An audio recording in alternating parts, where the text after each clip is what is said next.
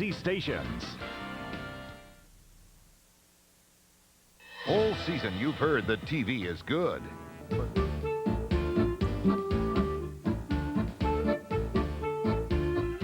It was undeniably the most shocking upset of the 1996 season. Jacksonville at Denver. The quarterback in today's wild card game is John Elway. In last year's playoff game, he and the Broncos jumped on the Jaguars early. The 12-0 lead, no surprise. But then today's other wild card quarterback, Mark Brunell, began to strut his stuff. Turns, lofts it downfield, looking for Keenan in the end zone. Keenan leaps, makes the catch. Touchdown, Jaguars! He's at the 40. Mark Brunell running to the far sideline, turns the corner, 35-30. Down to the 25. An inside move, leaping for the 21. That run kept alive a key fourth quarter possession for Jacksonville, and then big play, 35 from the 16. Looking for Jimmy in the end zone. Touchdown, Jaguars! That's it. The Jaguars are going to the championship game of the American Football Conference. The images of that game remain vivid for both teams in today's wild card rematch. A cornerstone victory for the Jags, a searing defeat for the Broncos. John Elway and all of Denver have waited nearly a year for this game. Deal them up. It's the Jaguars and the Broncos in this AFC wild card playoff. Let's go, Jaguars! Let's go! Here we go. We got the noise. Bring on the game. Well, it's playoff time and it's do or die. One team lives, the other says bye. The winner gets glory, fame, and shield. The loser can only wait till next year. You better be ready. You better get right. It's time to kick off this wild card fight. Hit it. Come on and hit it. Come on and get ready. Are you ready for some football? A postseason party. We got Frank and Al and Dan. They're gonna get it started. Get those helmets crashing. The crowd is psyched. It's the NFL playoffs coming on. That's right. Bring on the game. Now. Denver, Colorado on a late December day. Weather just right for football. Temperature about 44 degrees. Wind gusting to about 30 miles per hour. It could get stronger a little later in the day. And Mile High Stadium, a great setting for any football game and a dramatic setting for this rematch between Jacksonville and Denver. Hello again, everyone. Frank Gifford, Al Michaels, and Dan Dierdorf. It will be noisy here. You heard a while ago as we talked about it throughout the course of the day. Jacksonville came in 9-7 a year ago. They stunned the Denver Broncos, who had their best franchise record of 13-3. They went on to lose in the AFC Championship. Denver was out of the playoffs. They waited for almost a year to get back at Jacksonville. They made some changes during the offseason. They're probably a better football team. They're 12-4 coming into this one. And this is a team, however, that struggled over the past few weeks. Meanwhile, Jacksonville, 11-5 out, and I think they are probably better on both sides of the football, offensively and defensively, than they were a year ago. I agree with you, Frank, and this is a team that has won 16 of its last 21 regular season games. And when they beat Denver last year, Coach Tom Coughlin found the dead right recipe, and that was balance offensively. And look for the same thing to happen today. Natron Means on the ground. He gained 140 yards that day, but he's been bothered with the sprained ankle this season. He's healthy again. They'll need him to pound through the middle. Offensively also, Mark Brunell, the quarterback. They're going to ask him to be more aggressive. He's got a great arm, but they didn't want him to run earlier this season because of the knee injury that cost him 6 weeks. But they will ask him to be more aggressive today. The big difference, though, may be defensively. They just have to step it up a bit because the Jaguars were 23rd on that side of the ball in the NFL. So that's the recipe for a Jacksonville win today against the Denver Broncos. And you've got the 3 R's: respect, redemption, and revenge, all in play today. There aren't many words that haven't been used, Al, because what happened here 51 weeks ago, local folks call it the darkest day in the storied history of this Broncos franchise. It wounded not just the football team, but this entire community. That's how stunned they were that Jacksonville came in and upset the 14-point favorite Broncos. But you know something? You better be careful for what you wish for, because you just might get it. And that's what's happened to the Broncos, because Jacksonville is a much better football team, and a much better football team that comes in here with confidence, knowing that they can win here. It has been the Denver players for the last year that have been doing all of the talking. And I think that what comes with that talk is pressure. I think a great deal of pressure is on the Denver Broncos today, and they have talked the talk, and what we're going to find out today is whether or not they're capable of walking the walk. Now, the most watched man in the stadium today is going to be running back Terrell Davis. He separated his right shoulder in their loss to the 49ers 12 days ago. He did not play in their season-ending game. He's going to wear a harness today, and how effective he is will go a long way towards how effective and what chances the Broncos have of beating the Jaguars here this afternoon. So we've got the AFC wildcard game, the 12-4 Broncos, the 11-5 Jaguars, attitude and altitude. We've got it all here for you today.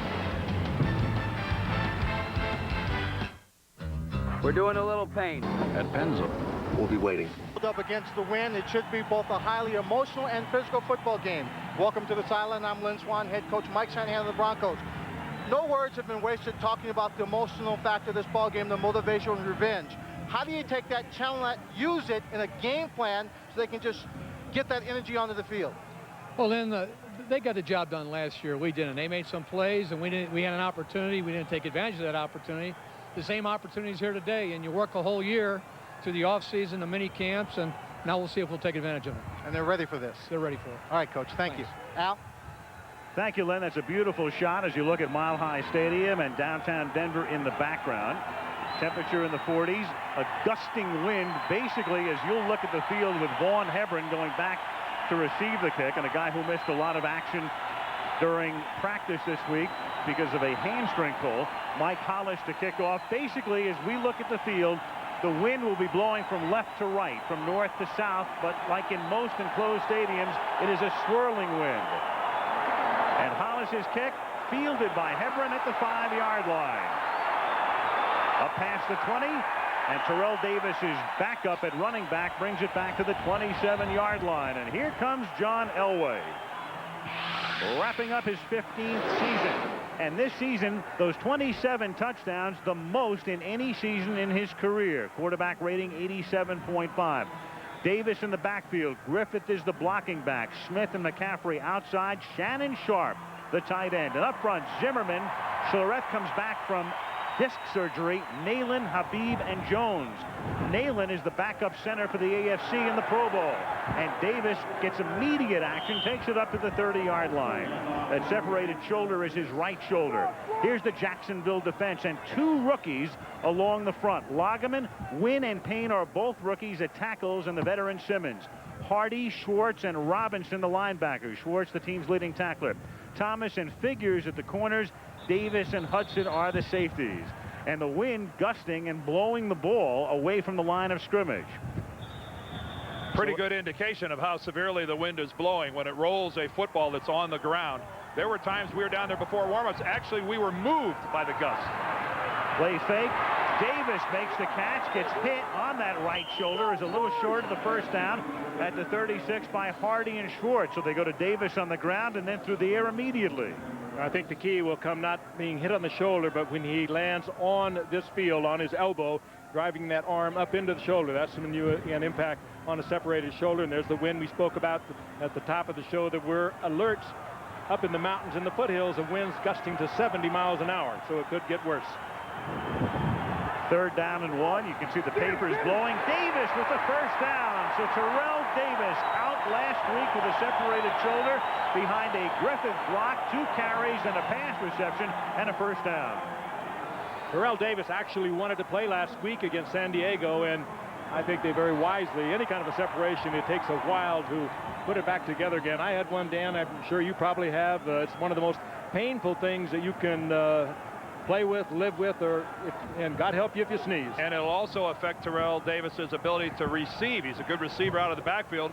We'll see if he can get his arms up. Well, Elway's second pass, Rod Smith, the intended receiver, and the ball floating and wobbling, Figures covering, 2nd down.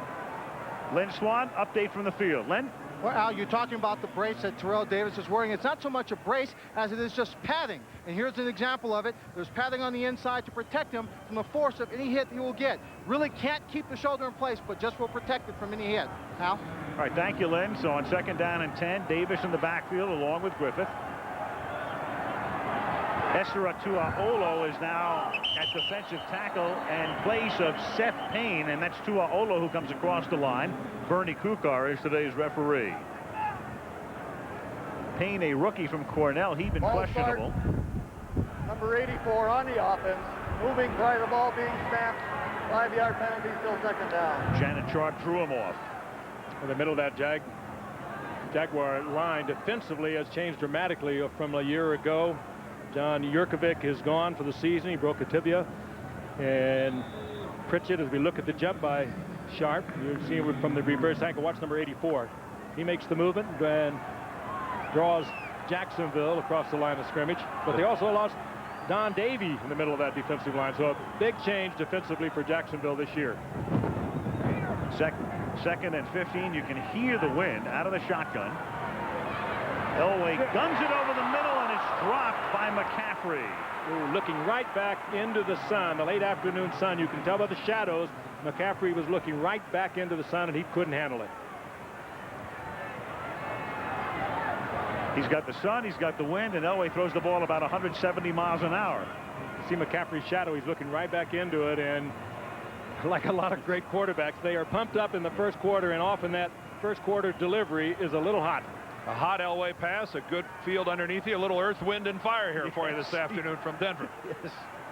Right off the bat on 3rd down and 15. They have to get to the Jacksonville 46 to convert, and Elway guns it to the open man. McCaffrey makes the catch, first down, takes it to the 36. A lot of time for John Elway. That was a deep turn in, and the Bronco receivers have been dropping a lot of footballs over the last few weeks, and when McCaffrey caught that football, he looked it right into his hands, into his chest. He knew he had the first down, and again, credit the offensive line. They gave Elway all the time he needed, but watch McCaffrey look it in, hug the football. He knows he's going to get hit, and he comes down with the ball for a first down. And I think John Elway in this wind is aided by the fact that he does not throw anything that resembles a floating football. He throws a laser pass, and he'll have more success in this kind of a wind than some other quarterbacks might. Davis gets taken down by Schwartz after a gain of 1 to the 35. That pass to McCaffrey was good for 25. 3 minutes into the game with no score. Davis with 20 or more carries in every game this season until the Monday nighter in San Francisco when he went out in the first half.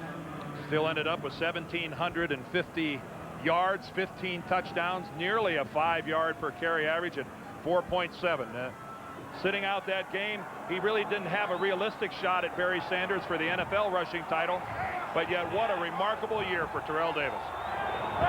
2nd and 9. This is the 8th play of the drive, and Davis escapes, breaks another tackle, and gets ridden down at the 26, close to a first down by Travis Davis, breaking 2 tackles out of Chris Hudson's drafts in one of them. Well, we've seen him a lot this year, and I'll say it over again. He runs like a much bigger man than a 210-pound back. Well, he's also got legs that got a week off. It was almost like a bye week for Terrell Davis, even though these two teams didn't get a bye. Just breaking tackles, the driving legs. He's not a guy that's going to take it like Barry Sanders and change directions 4 times and go 80 yards.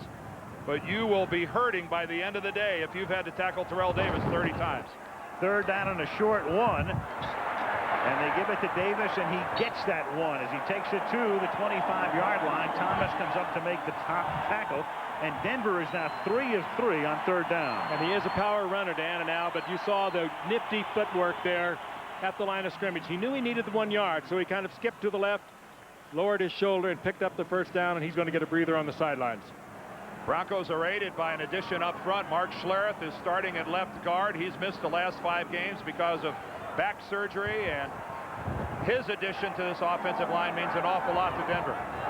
From the 25-yard line, they give it to Derek Lavelle, who's the number 3 running back. He picks up 3. Occasionally, you're going to see camera shots today, and the camera will be all over the place and wobbling. The stands shake here when it's not windy, and now you've got the wind and the stands as you look down into Mile High Stadium. Gusting out of the north-northwest. And with the exception of the wind, the temperature coupled with the sunshine, it is very comfortable down on the football field. A little cool in the shade, but the players don't mind this at all. Very safe where you are to throw it now for the Broncos. They're in the protected end of the stadium. Here comes the blitz. Elway scrambling, And throwing and along the sideline at the 13, no. Rod Smith, one official checked with the other. And the call appeared to be the correct one as he did not come down in bounds. Dion Figures with the coverage. You like to see that. The one official goes, you can see that his eyes, as soon as the play is over, lock right onto his partner. The two of them work that sideline as a team. And you're exactly right. Neither one of Rod Smith's feet were in bounds. But that is the way an officiating crew is supposed to work. They are a team working that sideline. They both agreed. They were both right. 3rd down 7 from the 22. So again, Denver with a 3rd down. They converted 3 of 3 thus far. Blitz again. Elway throws. Caught at the 12. They convert again. And it's Willie Green making his first catch of the game. Dave Thomas with the coverage. Free agent, one of those free agents we talked about that Denver picked up at the very beginning of the show. He was one of them. Willie Davis has been with Detroit and Carolina last year, and he's had some success in playoff games previously with Detroit and Carolina, this time putting a good move on Dave Thomas. Dave Thomas, good defensive back, but you can beat him with the quick cuts. He's a big defensive back, and he doesn't pull it together as quickly as some of the smaller ones. Terrell Davis back in the game. 1st and 10 from the 12 with McCaffrey in motion. And back to Davis, inside the 10, Davis to the 5. Davis appears to be 100%. Tom Nalen, who'll go to the Pro Bowl as the backup center, led the way. Boy, if he isn't, he is banging people with that shoulder, and he doesn't seem to be having a problem at all protecting it. And his offensive line is banging Jacksonville's defensive line. Look at the block there by Nalen, 66, Habib, 75. They are just removing the front 7 for Jacksonville. The guys in the secondary are having to come up and make the hit on Davis. If that becomes a pattern, that's big trouble. 2nd down and 3. Davis again. Davis fighting his way to the 2-yard line. That's close to a 1st down. Dave Thomas and Travis Davis in on the hit. 7 minutes into the game, and Jacksonville hasn't seen the ball yet, and they're going to measure. Frank, don't you love that decision-making process by Davis? Rather than bounce it to the outside, lower the shoulder and head for the goal line. Well, if you have his kind of power, that's what you do down close to either a 1st down or a goal line. But this is a terrific drive, and it would not have been this kind of drive, I'm sure, without Terrell Davis. A 1st down. He was the question mark earlier, whether or not he could go. Well, I'm sure Tom Coughlin all week long said, hey, I'm sure Terrell Davis is going to be fine. I wonder if his guys believed it. Right there is the decision. Instead of bouncing to the outside, go for the surge. He picks up another 2 and the 1st down. But if there was any question in the guys in the white shirts whether or not Terrell Davis is all right, I think that's been put to rest. 15th play of the drive. They give it to Davis, so he starts it and finishes it. Wow, that was classic. What a great drive. And the mile-high salute to finish it off. Half the quarter. The skeptics in the crowd, though, Al, are nudging the guy next to him and saying, you know, we had a 12-0 lead last year in this game. And they were leading Pittsburgh, and they were leading Kansas City, and they were leading San Francisco. But Games this they lost. Is a wonderful finish to an absolutely perfect start to a football game for the Denver Broncos. Jason Elam for the point after the Bronx go 73 yards in 15 plays. That's one of those deals where you work off the script. I'd hit the reset button. That's right. I'd go right back and start over. They will. 15 plays, 7-0.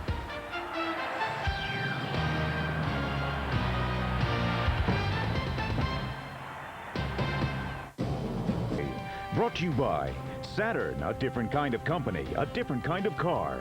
Southwest Airlines, proud sponsor of the NFL and official airline of the Super Bowl. Visa, the official card of the NFL. It's everywhere you want to be. And Brewery Fresh Budweiser, who reminds you fresh beer tastes better. The Denver Broncos driving from the 26-yard line all the way down the field. A 15-play drive. Last week they had a touchdown drive that consumed 18 plays against San Diego. And finally Jacksonville to get the ball. Reggie Barlow and Mike Logan are back, and Mark Brunell has been waiting patiently as Jason Elam gets set to kick off. Reggie Barlow is the key man, developing into one of the best run-back specialists in the league. And we'll see him immediately from the 8-yard line, comes back this way, and brings it back out to the 30-yard line. So Brunell and the Jaguars have it. 7:29 left in the quarter. 7-0 Broncos. It isn't every. Mark Brunell, 5th year in the league out of the University of Washington. Began the season hurt, came back for game 3 and a 91.2 rating, tops in the AFC. Means and Halleck in the backfield. Smith and McCardell, great wideouts. Pete Mitchell, the tight end. And up front, huge Tony Baselli, Ben Coleman, Dave Wydell, Rich Tilsky, and Leon Searcy, the ex-Steeler. Biggest offensive line, or heaviest, in the history of the National Football League. Well, they need it in the division they play in, that Central Division. They see a lot of blitzing against the Steelers, Baltimore, Cincinnati, and Tennessee. But they are enormous. And they're not just big for the sake of being big. They're athletic as well. Of course, with Searcy and Baselli, probably the best tackle combo in the NFL. And they're young. From the 30-yard line. And right off the bat, you've got Damon Jones in as they start in a double tight end set, the rookie tight end moving. Well, the sound is going, noise here is going to be a tremendous factor. Ball start. Number 88 on the offense. Moving prior to ball being snapped. 5-yard penalty, still first down. So each one of these football teams opens up with their tight end false starting at the beginning of their day. Shannon Sharp did it for the Broncos, and here's Jones. I think this was the noise, though. They'll go with a silent count, but you saw Damon Jones looking down to see if the ball was going to be snapped. And he came off and got the flag. Well, they're going to be flinching all day on the Denver side of the ball, trying to draw them. There they go again. First down and 15, and Brunell under pressure, forced to throw it away. Ma'atanuvasa put the pressure on, the defensive tackle, who had 8.5 sacks this year. The Broncos at 4-3, and up front, Neil Smith came over from Kansas City, Keith Traylor, Ma'atanuvasa, and Alfred Williams. John Mobley, very mobile, Alan Aldridge in the middle, and Bill Romanowski. And the secondary outstanding, Crockett and Gordon at the corners, Braxton and Atwater the safeties. Good and very experienced. Jacksonville with a there's a double move right at the bottom of the screen, and whistles to stop the play with a 3 tight end set. I think Rich Griffith or Damon Jones, they're number 85. No play. Ball start. Number 85 on the offense, moving prior to ball being snapped. 5-yard penalty, still second down. Griffith is lined up at the wing. We asked Tom Coughlin yesterday, how are you going to handle the snap count, your audibles and everything? He said, well, we didn't really have a problem with it here last year. We're going to keep in our entire audible package. We'll do the silent snap count. It wasn't much of a problem for us a year ago. Well, not the case so far, Frank. They've got a problem. Yeah. And Neil Smith comes out, and he was walking very slowly. Harold Hasselback comes in at left end. Second down and 20 now from the 20-yard line. The fake to Means, and Brunell buying time, guns it deep downfield, intended for Jimmy Smith, and incomplete. Brunell with 2 great targets. Smith this season caught 82 balls. McCardell caught 85. Well, it's a very effective use of motion to get Brunell out. He's not in any way hurried, but look at that ball. That was a wind catch in that ball. Oh, did you see that ball tail away to the right? I don't think Mark put any English on that in an attempt to do so. Third down and 20. Out of the shotgun. Brunell looks for James Stewart, the third down back. And Stewart all the way up to the 37-yard line. He got 17, but they needed 20, and they'll be forced to kick. Stewart, the third down back that we'll see most of the day, but a good series defensively for Denver, and the biggest part of their defense is their offense. If their offense could put together a drive like they did before, or something similar to it, that's the best thing you can do for your defense. Well, aided greatly by a couple of false starts on the part of a pair of Jacksonville tight ends. Can't afford mistakes on the road in a ball game. Brian Barker will go to the Pro Bowl. It's a wobbly duck. Not off that kick, he won't. No way. He'll have to return the pineapple. They'll mark that up near the 40-yard line. At the 40, back comes Elway with a 7-0 lead. 24-yard boot.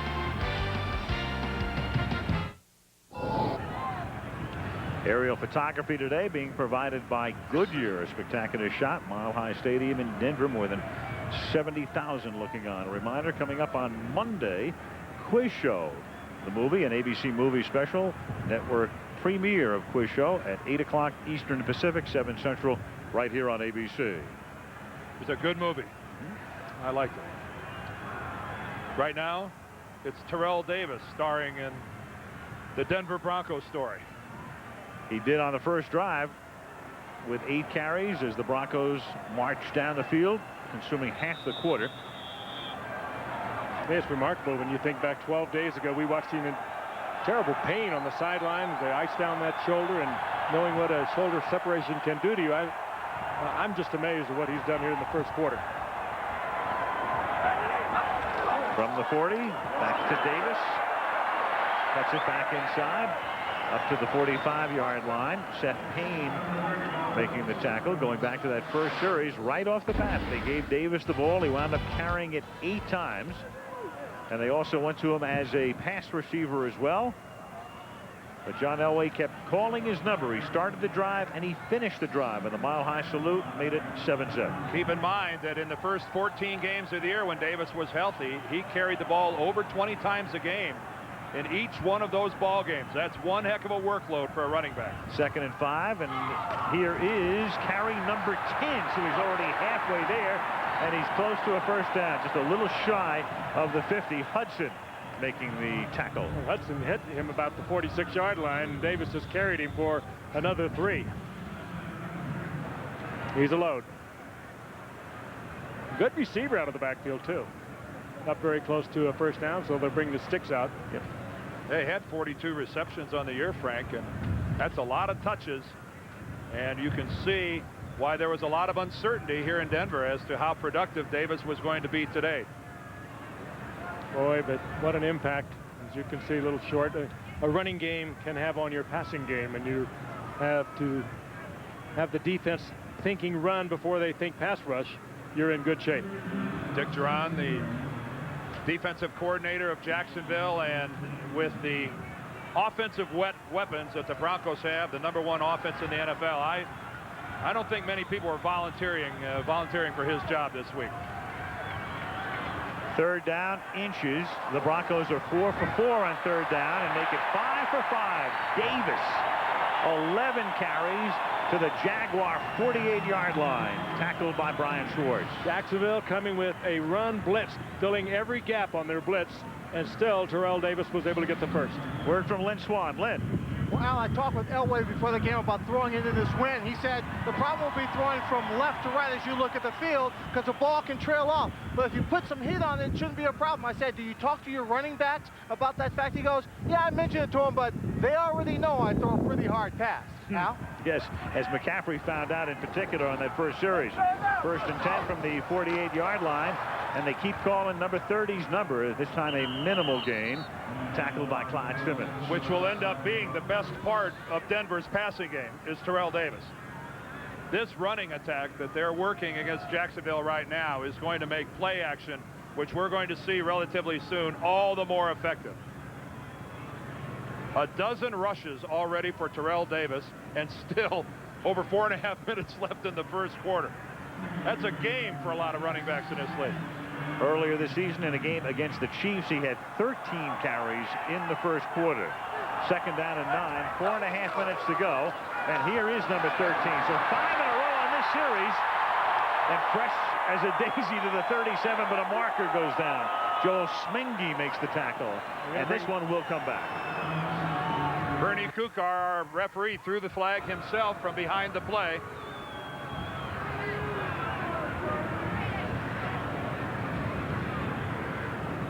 Holding number 66 on the offense. The 10-yard penalty, still second down. Tom Nalen, the Pro Bowl center, and that'll negate another first down and a good pickup by Terrell Davis.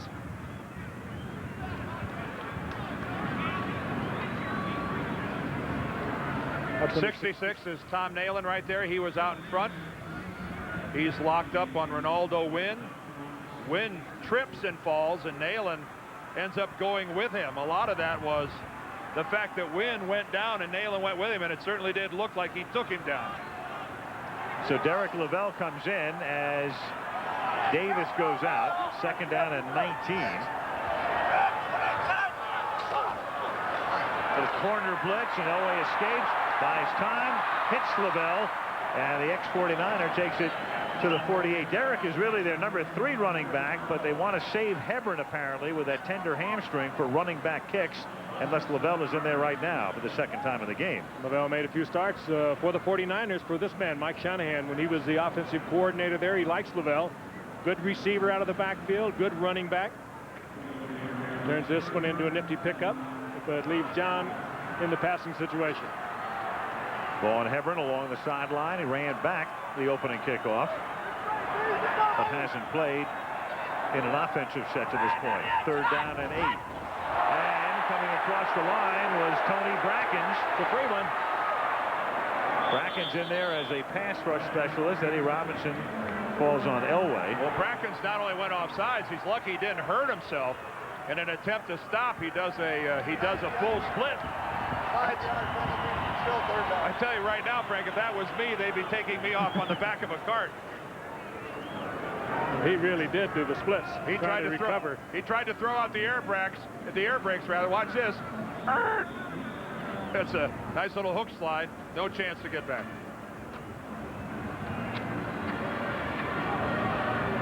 7 sacks on the year for Brackens. A lot of it's based on upfield speed. Getting a good jump off the ball is a key part of that. And that's what he's trying to get. Trying to anticipate the snap count. 4 wides. Third down and 3. Broncos thus far perfect. 5 for 5 on third down. Elway guns it over the middle, and it is Rod Smith, free and clear. Touchdown Denver. I don't know if that was a completed pass or if John Elway impaled Rod Smith with that football. He's had a lot of drops by Rod Smith. This time he stuck it in there. Jacksonville coming on a blitz, and it was a terrific read by Rod Smith and John Elway. They connect up, and he's gone. Were my ears betraying me, or could you hear that football hit Rod Smith? Rod Smith had a bunch of drops earlier in the year, a few weeks ago, particularly against the Pittsburgh Steelers. Now, did you see him look that ball into his hands? They've been doing that in practice, talking about it, not making a big deal out of it where you're going to get hung up on it, but they have been working on it. We've seen some good catches today.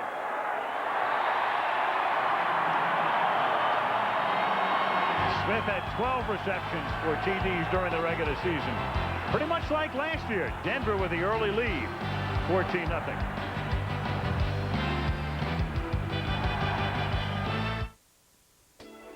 Problem. Starting January 5th, 2020 comes to Monday nights, too. Join Hugh Downs and me for 2020, Monday. Budweiser NFL news. The Vikings beat the Giants 23-22 after trailing by 16 points at the half. And they become the first road team since the Cowboys at San Francisco in '72 to win a postseason game, overcoming that large deficit. Vikings play at San Francisco next Saturday, and the winner of tomorrow's Detroit-Tampa Bay game plays at Green Bay next Sunday. Here's the kicker. The score 14-0. Denver.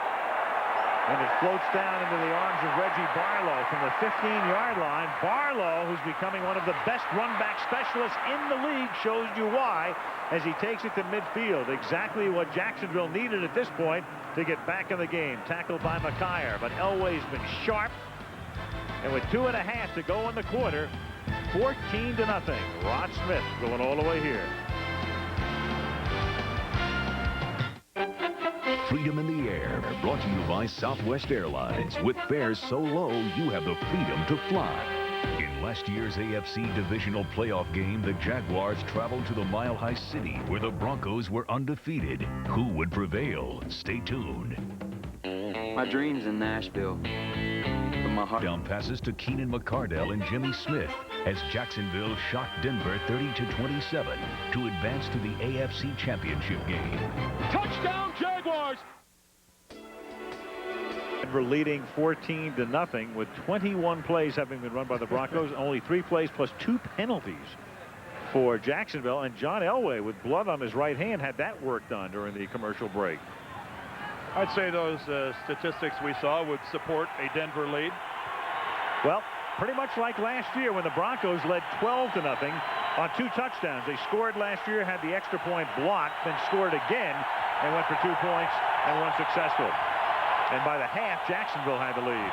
From the 49-yard line on the ground, Natron Means, it's a pickup of 4. And this is what they need to get back to. Natron Means, he had 140 yards rushing a year ago and controlled the clock and the game along with quarterback Mark Brunell, but he had a big game as they rolled for over 200 yards on the ground against Denver, but that was a year ago. But they need to go back to it. 2nd and 6 from the 45-yard line. Brunell stepping up, takes it to the 40-yard line. A lot of mobility. Mark Brunell stopped by Neil Smith. It'll be 3rd down and 1. Tanavasa also in on the tackle. And Brunell shaking. Oh, he's getting up a little tentatively. He wears a brace on his right knee. He doesn't like it, but they tell him you're going to wear it until we tell you you can't wear it. Hey, Neil Smith comes back in from the right side, and watch how awkwardly Brunell kind of lands after he jumps through that tackle by Neil Smith. He also got hit on the back after he was down. 3rd and 1. And Brunell throws it, but behind Willie Jackson. Well, I'll tell you, they got a lot of confidence in Brunell on 3rd and 1 when you've got Natron Means in the backfield. You're exactly right. In this wind, exactly. Offensive coordinator Chris Palmer had to be tempted to hand it to his 250-pound running back. Look at that ball. Whoa. And they're thinking about going, at least Brunell was. He was staying out on the field, and now they'll bring Barker out to punt. Wow, down 14-0 and still without a first down. There are only 2 possessions, 3 and out, even with great field position here. Well, Chris Palmer, I'm sure, was tempted to give it to Natron Means. Brian Barker to punt. Should have. And Darian Gordon back to receive it. Play clock had expired, but that will not make much of a difference for Jacksonville.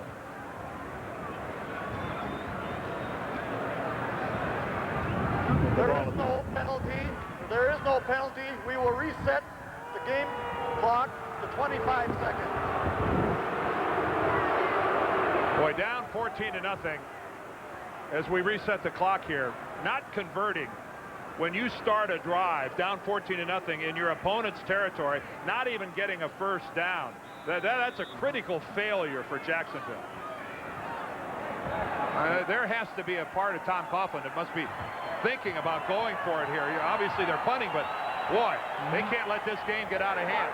Barker's kick, he angles it, and that will turn out to be a very good one. It will be marked at the 8-yard line. And that's where Denver will take over. And it's time now for the Home Depot coaches fact. Mike Shanahan with a 41-27 mark in regular season games. Highest regular season percentage by any NFL coach who's winless in postseason. Now, Dennis Green was actually second in that category until about an hour ago. He's off the snide. Yes. Congratulate Dennis Green, but also Jim Fossil and the Giants on a great season for the Giants, winning that division, sweeping the division. They had a remarkable year. Denny Green was what, 0-4? He was. From the 8-yard line, Terrell Davis for a gain of 2. And Mark Brunell can only hope that it's easier to throw the ball going the other way. We mentioned before that the wind is coming out of the north, which is left to right as we look at this field. But it's a swirling wind, and clearly Brunell's had a lot more trouble finding the mark with his passes than has Elway going the other way. Well, it seems that way, too. And, Al, when you go from left to right as we look at the field, you're going to what is the open end of the field. Knowing that, all the more reason to bang in there with Means on a 3rd and short. Absolutely. Instead of throwing on 3rd and 1. 2nd and 8. They give it to Davis. And Terrell up to the 11-yard line, setting up another 3rd down where the Broncos have been perfect at this point. 6 for 6 on 3rd down. Payne makes the tackle. Let's go back and take a look at a couple of the efforts of Mark Brunell. This time, look at that ball just spin and tail away to the right. And again, throwing it out to his left, the ball again. These are not electronic tricks. Nope. That is not an optical illusion. The ball is really moving that much. End of the first quarter, a perfect one for the Broncos. It's Denver 14, Jacksonville nothing. This wild card playoff from Denver resumes after this from our ABC station.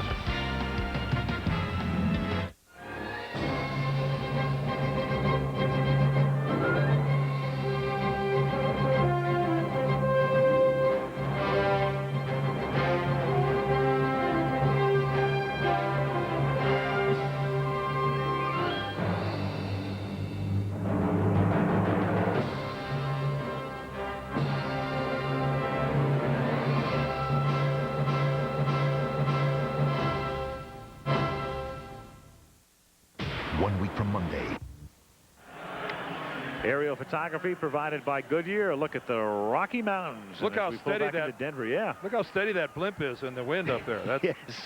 The most beautiful mountains in the world. Some of the great ski areas in the world for sure. It's in reverse as well. New Year's Day. Here's a reminder. 3 bowl games. The CompUSA Florida Citrus Bowl, Florida against Penn State. The Rose Bowl, Michigan and Washington State. And Nokia Sugar Bowl, Florida State and Ohio State. And it all starts with the Rose Bowl parade. Yes, it does. On New Year's morning, Thursday, Denver from the 12 on 3rd down. Elway going deep. Smith gets free, makes the catch, taken down in Jacksonville territory, beats Beasley.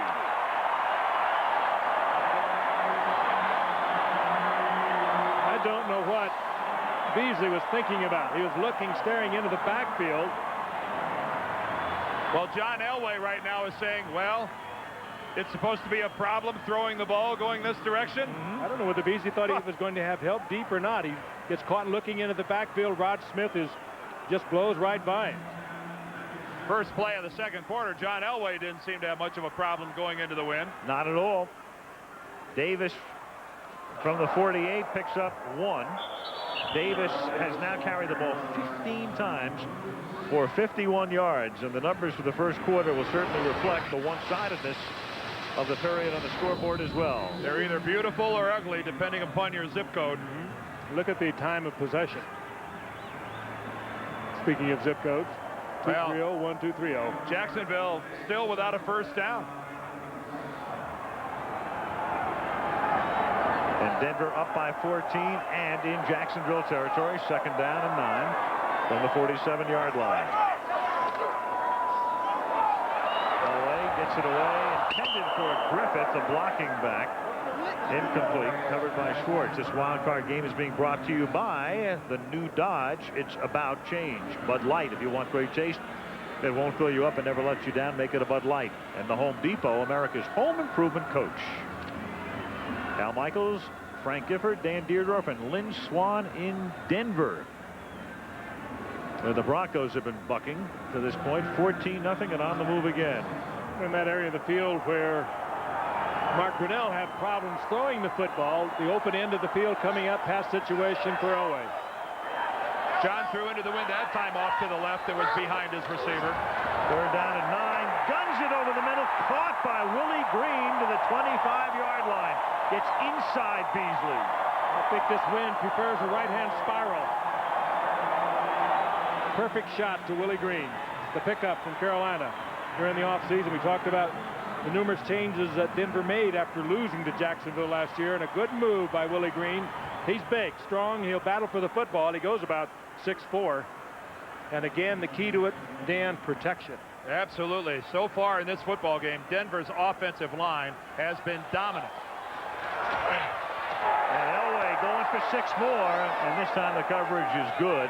McCaffrey, the intended receiver, Travis Davis and Dave Thomas converging on him. Dave Thomas, he's big. We talked about it a few moments ago. He's 6'3" and about 215 pounds, and He just got right in front of McCaffrey and just dared McCaffrey to run through him. Dave Thomas, who broke his leg a year ago in the 5th game. Watch this. He gets right in front of McCaffrey. Maybe used a little bit of a hand, but he kept McCaffrey from coming back to the football. Good coverage.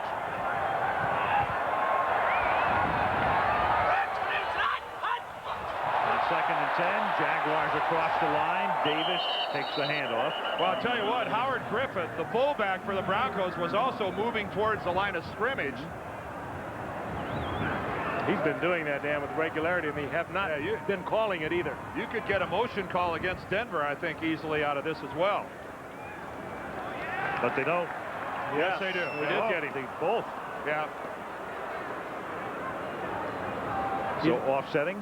He's been coming dangerously close to that throughout the first quarter. Number 37 on the defense, illegal motion. Number 29 on the offense, penalties offset, still 2nd down. Yeah, it looked like Howard Griffith almost in some way misjudged the snap count, because he makes a serious move. He's the man in motion, and now watch him start towards, there's the flinch by Jacksonville, and Griffith takes 2 steps forward all the way up into that guard center gap. That movement by Griffith was what actually drew Jacksonville off. He started going to the line of scrimmage, they came. 2nd down and 10.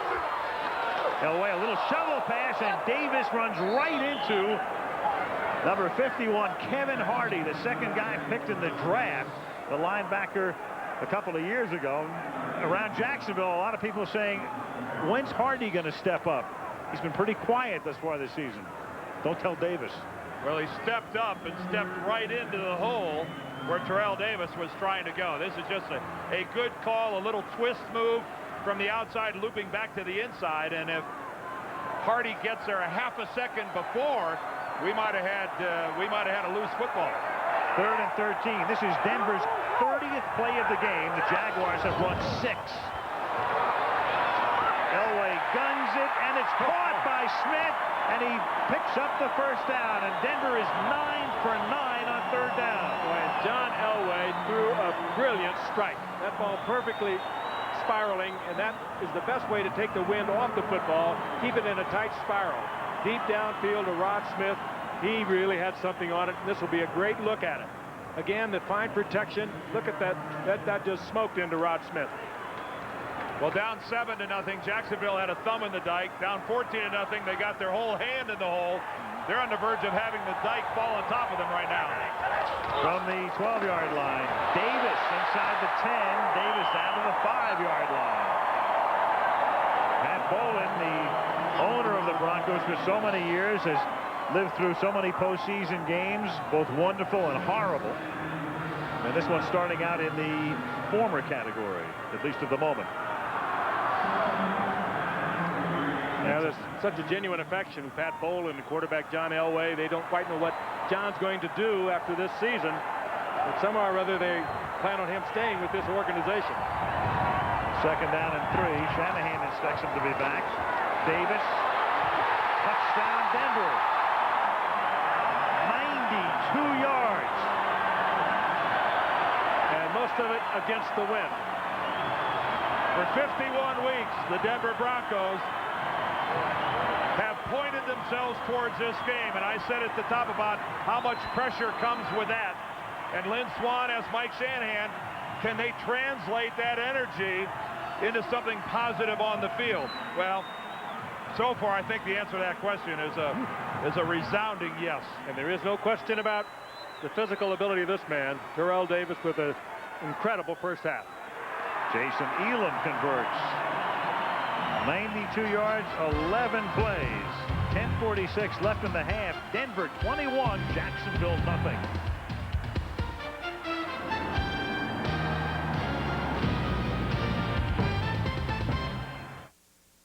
Let's see. It says here. Shot of the Rocky Mountains.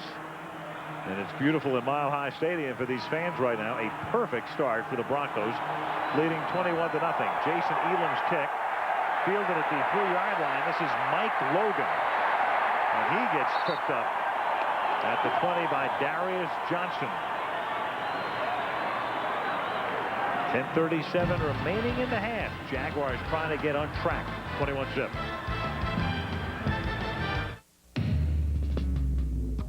A lot of industry experts told us sang Daisy Fuentes and Dick Clark live from Times Square with the Spice Girls, Usher, Sean Colvin, and Casey and the Sunshine Band. Dick Clark's New Year's Rockin' Eve on ABC. Monday Night Football is live on the web.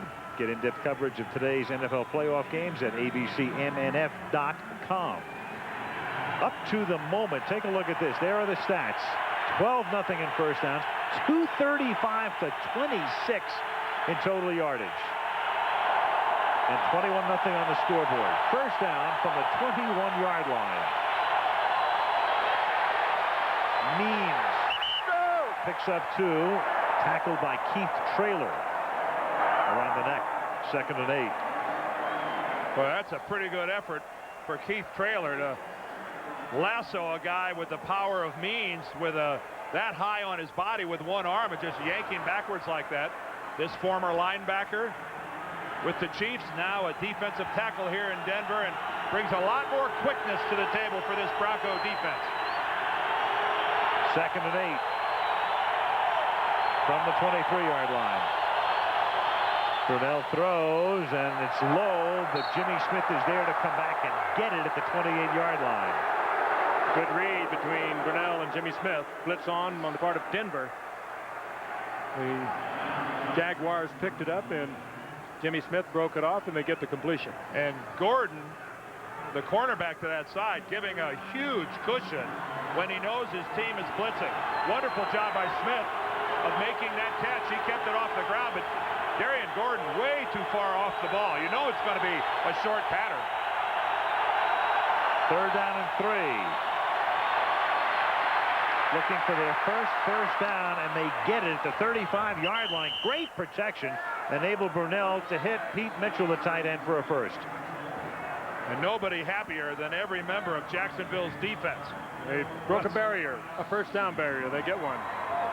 Let us get our wits about us. Let us get our breath and see if our offense can keep the football for a while. Nice safe pattern. Mitchell sits down in the soft part of the zone. They need a whole bunch of those in a row.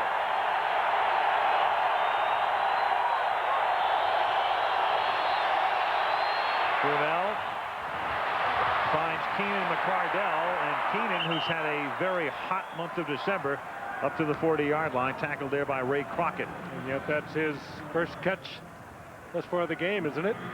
The leading receiver with 85 receptions coming into this.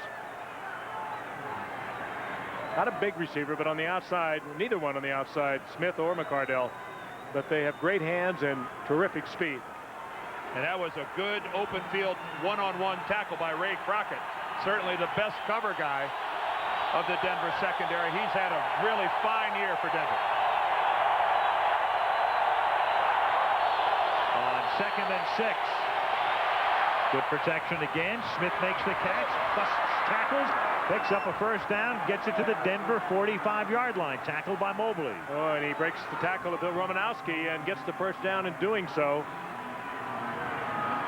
Jimmy Smith and both these wide receivers run well after they catch the football. Both of them over 1,200 yards, over 1,000 yards on receiving. Look at that little burst to the inside for a first down.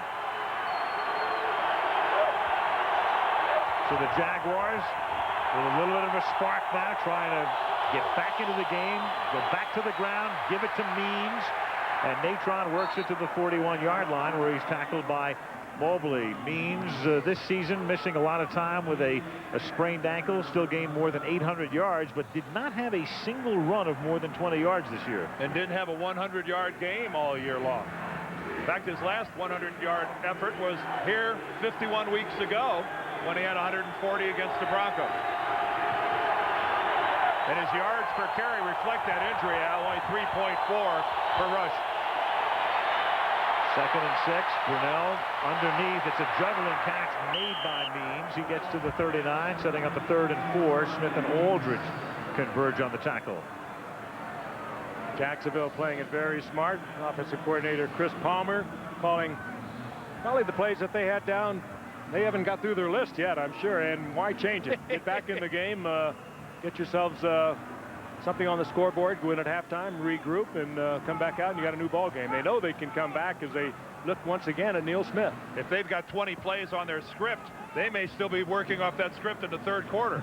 Well, he keeps looking at it. I don't think they're through it yet. Meanwhile, Denver ran out of script after that first drive. That first drive was 15 plays. Injury timeout for Smith. 6:23 left in the half. 21-0 Denver. This is one sadistic TV show. New hosts Daisy Fuentes and John Fugelsang, and all new funniest videos 1 week from Monday on ABC. Back in Denver, it's been all Broncos, and you know the one thing we should point out too is that even though Jacksonville beat Denver last year, the Broncos have not lost any other game in this stadium for 2 years apart from that one. Take a look at the entire John Elway era. I can speak firsthand. No tougher place in the NFL to win than Mile High Stadium. 3rd down and 3. And Brunell going deep into double coverage and incomplete, but a flag comes in. McCardell was sandwiched between Braxton and Gordon.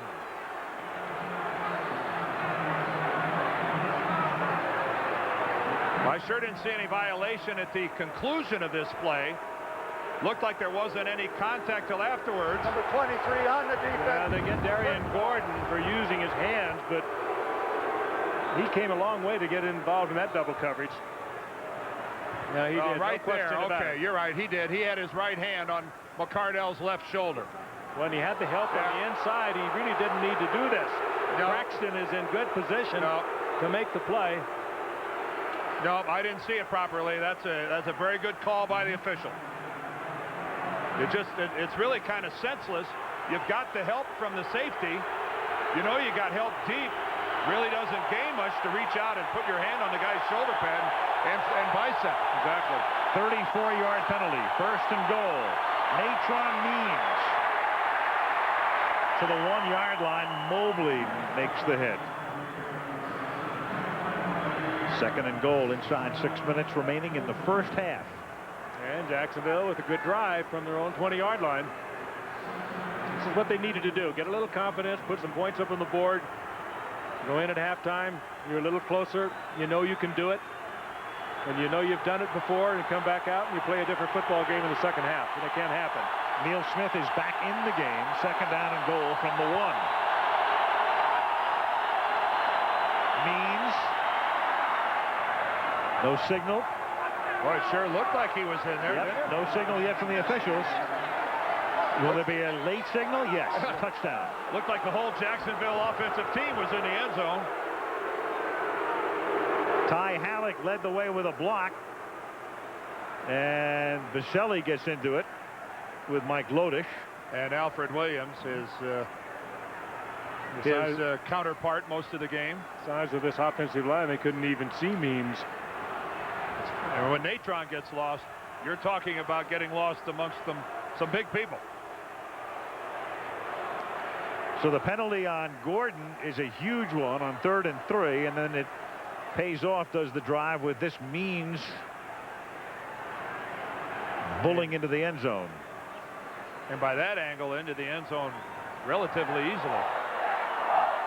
Mike Hollis for the point after. And so the Jacksonville Jaguars have scrambled back into the game with a long drive. 5:09 left in the first half. Denver 21, Jacksonville 7.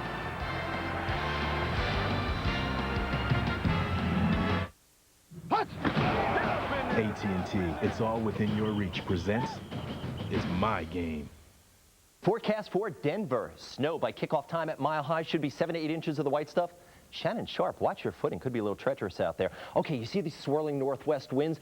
Don't expect John Elway to be throwing to that. No, instead the Broncos will be giving the ball to Terrell Davis. Should be a defensive battle. Late field goal will win it.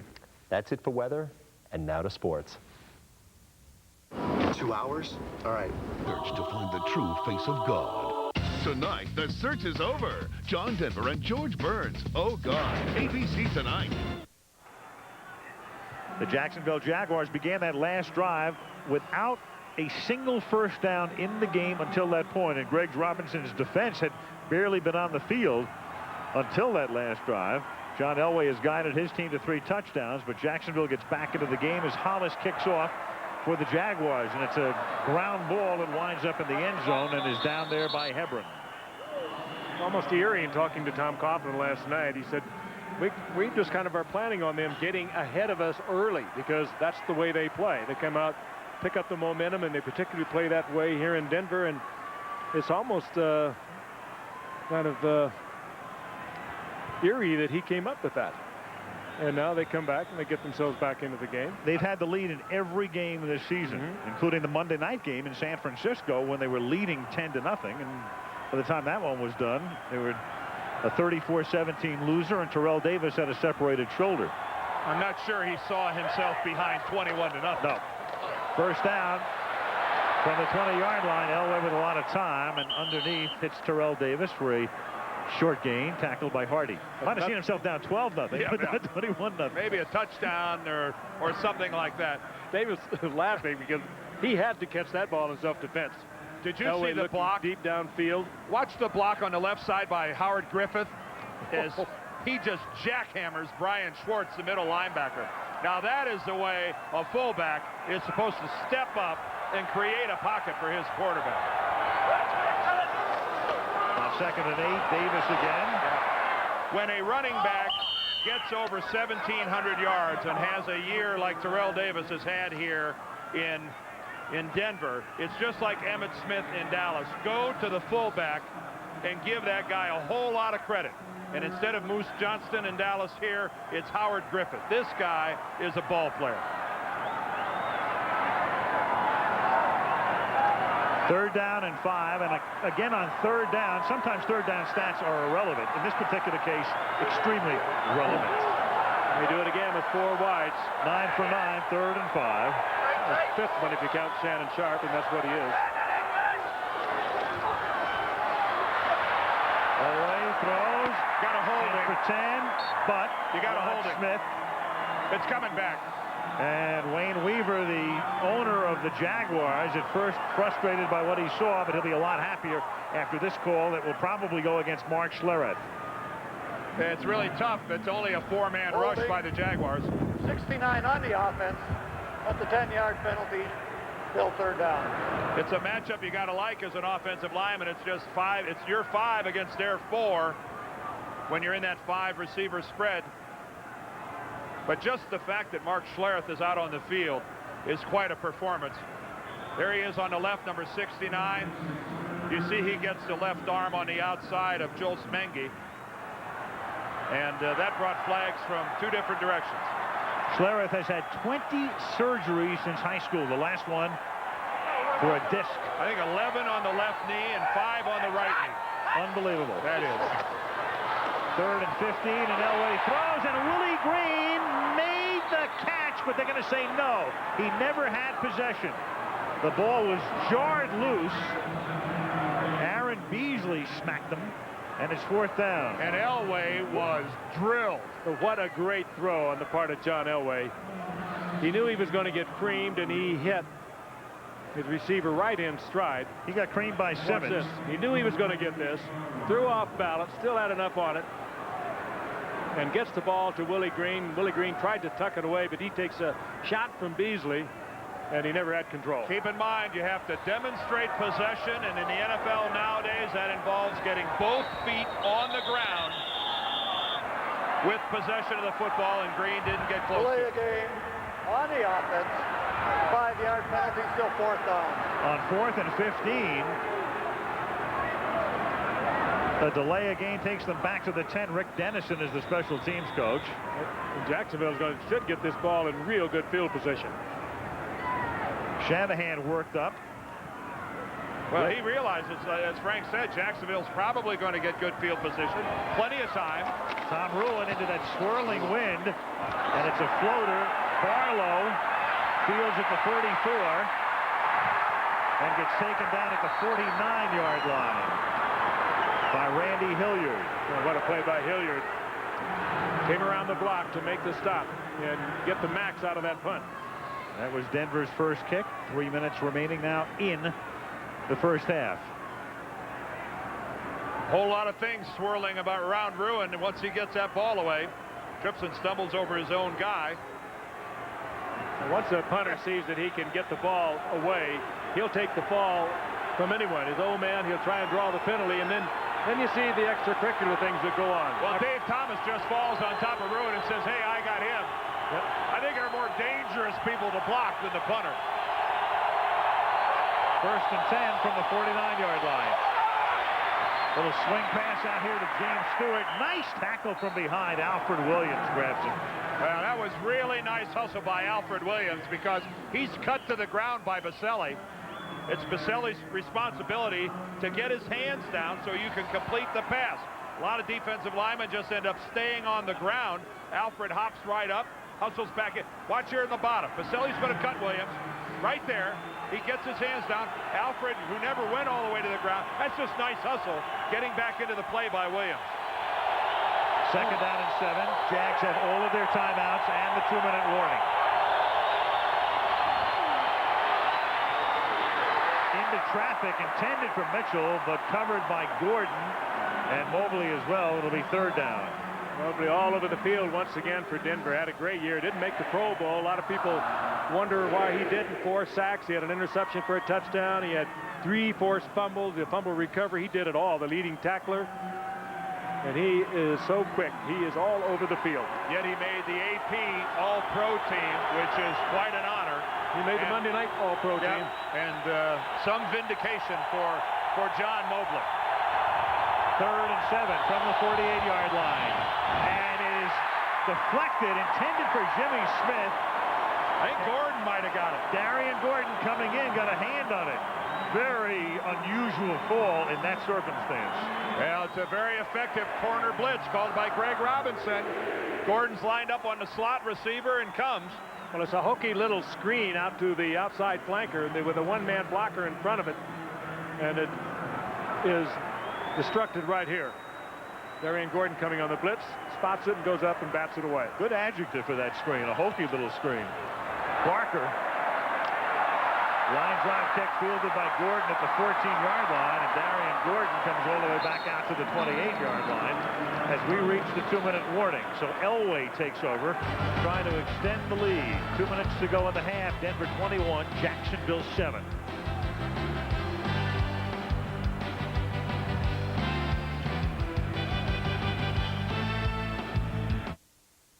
This is our last telecast for a while, but we're back with you on Sunday, February 1st. The end of the season, the Pro Bowl from Honolulu, which begins this year at 6 o'clock, 6 p.m. Eastern Time. Brett Favre will be there. John Elway will be there. Mark Brunell's going there. Yep. 5 reps from either team playing here today. First half possessions, 3 touchdowns and a punt for Denver. Now possession 5. Elway has all of his timeouts. 2 minutes to go. Inside give. Terrell Davis slips through the opening and is taken down at the 32-yard line after a gain of 5. Took a big hit. Beasley and Brackens converge on the tackle with 148 ticking down. Well, if Terrell hops up from that, shaking his head a little bit, but he did hop up. With an intact shoulder, it is all right. That was a major collision between Brackens and Davis at the conclusion of that play. Davis, 19 carries in the first half. 2nd down and 4. And now his 20th carry. A first down as he takes it out to the 43. Chris Hudson hits him. Boy, that's the type of run. Are you sure, Al? After he was the hittee. Yeah, I was going to say, you might want to rephrase that. Yeah, that's the kind of running, though, that can take a life right out of a team. Just bowling over tacklers that could have kept him short of the first down. Watch take the life out of Hudson. Number 37 was on the receiving end. He gets credit for a tackle. Did you get that license plate? He was really hammered. That is a statistical term. This is a remarkable performance by Terrell Davis, that he has already touched the ball 23 times in the first half of play. A guy that coming into this game, questionable how effective he was going to be. Not only is he effective, he is punishing as well. Chris Hudson really took a shot. He'll think twice next time. First and 10 after Denver's first timeout from the 43. Broncos up by 14. Elway under pressure, loses the football, and is able to find it and recover it himself back at the 33-yard line. Now that'll be a sack. John Elway back to throw, getting stripped of the football. Had lost it for a minute, didn't find it. And luckily, nobody from Jacksonville saw it quickly either. He takes a Major League Denver bounce. Is that his own man? I don't think so. One of the Jaguars stripped it. Is it Smingy right there? Smingy? Yeah. Yep. Got a hand in there. Got a hand, reached in and pulled it out. Second down and 19, back to the ground. And this time Davis doesn't go very far. Clyde Simmons hog-ties him at the 36-yard line. And now Jacksonville's going to take a timeout. It's just going to be third down and long for Denver. So the Jaguars take the timeout. Davis has now carried 21 times. The record for most carries in a postseason game is shared by Ricky Bell of Tampa Bay in 1979 and John Riggins of the Redskins in the Super Bowl following the 82 season. They each carried 38 times. Davis 21 carries in the first half. What Tom Coughlin has to do with his ball club when he gets in there at halftime is talk to them about how we have not taken advantage of our field position. They've had the ball 4 times, and their touchdown drive started with their worst field position back at their own 21-yard line. They had the ball at their own 30, 3 and out, a punt. They had it at their own 49, 3 and out, a punt. They started at the Denver 49, 3 and out, and a punt. They have had their opportunities from a field position standpoint and done nothing with it. Third down and 18, and no play. Whistles before the snap. Shannon Sharp was moving.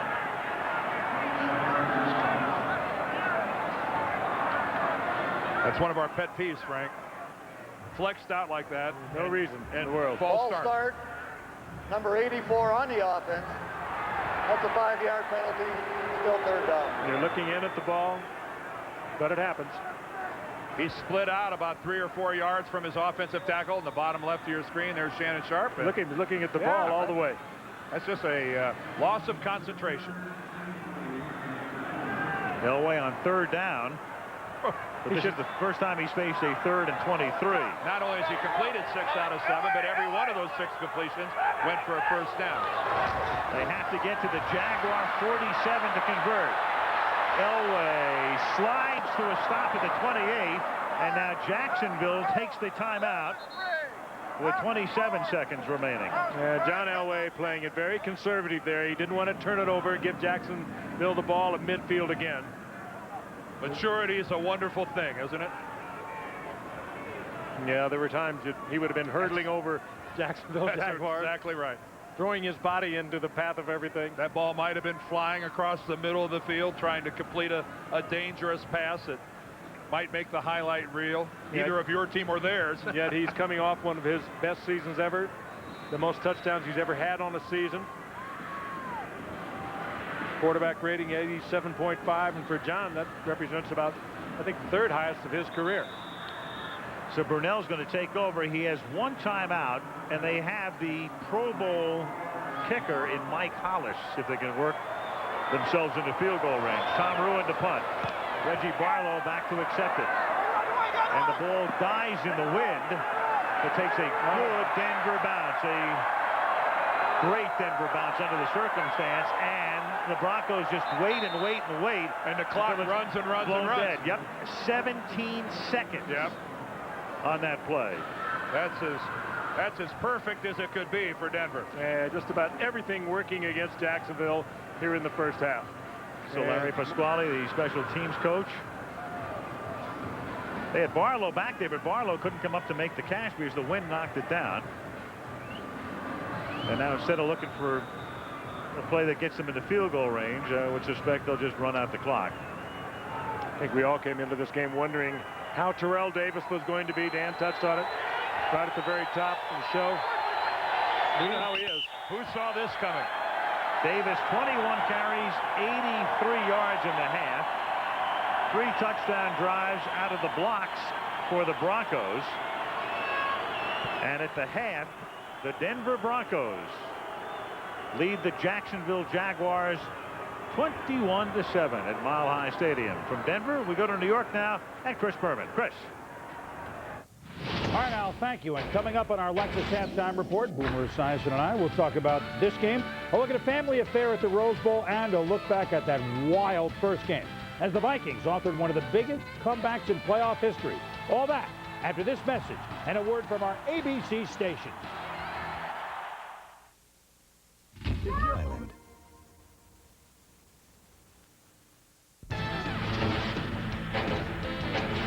The Lexus Halftime Report. Brought to you by Lexus. The future of Lexus is here. Fasten your seatbelts. Once again, live from our New York studio, Chris Berman and Boomer Esiason.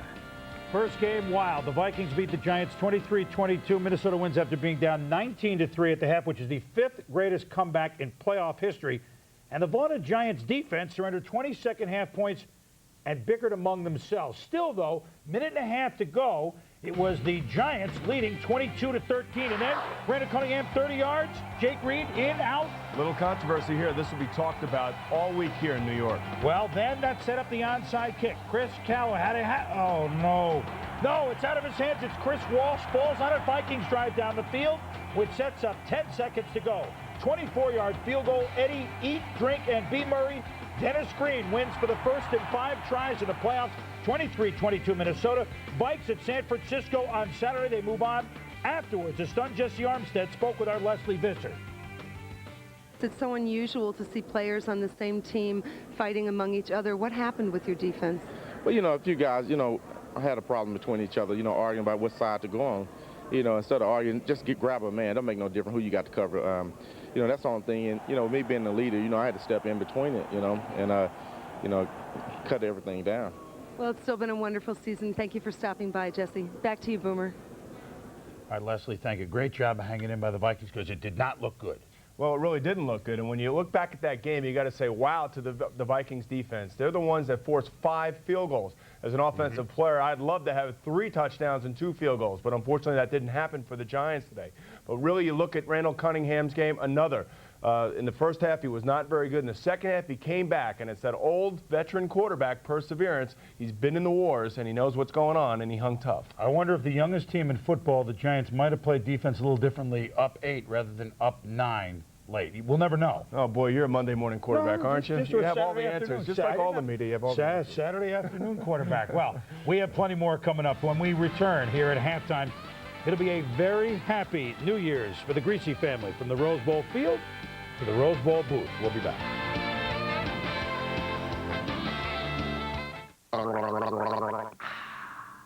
I'm the road to Canterbury. Hello, dear. Thank you. Of course, you Americans hate the rain. Oh, it's too wet and scary. Mommy won't let me come out and play. The road is cold, and the 1998 ES 300 with front-wheel drive and available traction control will help you answer it. Not bad, but you're on the wrong side of the road. 3 big bowls, 1 big bash. New Year's Day on ABC. First, it's Florida Penn State in the Cup USA Florida Citrus Bowl. Then, undefeated Michigan goes for the national title. They meet Washington State in the Rose Bowl. And in prime time, it's Florida State and Ohio State in the Nokia Sugar Bowl. New Year's Day. New Year's Day on ABC. Monday Night Football is live on the web at abcmnf.com. Hope you can be with us on New Year's Day for the Rose Bowl coverage beginning at 4:30 Eastern Time. Well, 25 years ago, the Miami Dolphins authored the NFL's only perfect season, finishing the task behind quarterback Bob Greasy at the LA Coliseum.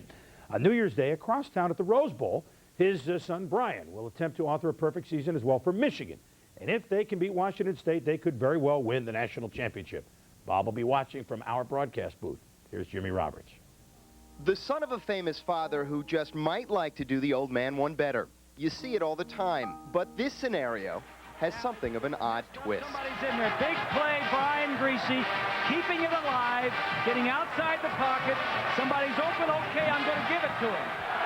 I know everybody out there is wondering how I can do this. I mean, I love my kid. There ain't no question about that. But my kid knows that I have a job to do also. The truth is that he is up there with sweaty palms, barely being able to hold on to his pieces of paper. Brian Greasy almost passed up playing this season. He could have graduated in June, but his brother convinced him to come back. On the line now, a national title and perhaps something more. Before this season started, I had a couple of things on my kid here. I mean, I'm the only one in this family that had ever been to a Rose Bowl. I'm still the only one that ever won one. Let's take care of that one. It seems like a perfect situation, doesn't it? A perfect season, a chance at a national title with Dad along for the ride, sitting in the best seat in the house. But in fact, it's not exactly perfect because there's something missing. Mom. After a 6-year battle with breast cancer, Judy Greasy died when Brian was just 12. When Judy died, and Brian was the only one home, Brian and I think, became much closer and much better friends because we had to. I leaned on him and he leaned on me. Breakfast was their time together. Bob cooked, or as Brian says, he tried to. Everybody talks about the perfect season and the Miami Dolphins 17-0 and how much of a perfectionist he is. So when I would come out and the eggs were broken and I'm running all over the plate, you know, I would be like, well, come on. That was in the early days. This is how they are. They spar about what's serious and what's superficial. Sometimes it's hard to tell the difference. It's obviously not really a rivalry between Michigan and Purdue because Michigan always wins. So. When I was there, we beat them all 3 years. But you never won the Big Ten championship, did you? Oh, boy! Those terrible times when Bob burnt the toast and butchered the eggs left a loving imprint, more meaningful than a game they both love, a position they both share, or perfect championship seasons, which in the public eye might connect them. More than anything else, we got along together because we depended on each other. He's my best friend without a doubt. Rose Bowl on New Year's Day. Well, Dennis Green's Vikings came back. What does Tom Coughlin tell the Jaguars down 21-7 at halftime? Well, I'll tell you what. Tom Coughlin saying, look, we scored points right at the end of the game. Don't worry at the end of the half. Don't worry about it. Let's calm down. They have big play personnel there. They can make it happen. This game is not over for a long shot. Will it be deja vu all over again? 21-7, Denver at the half.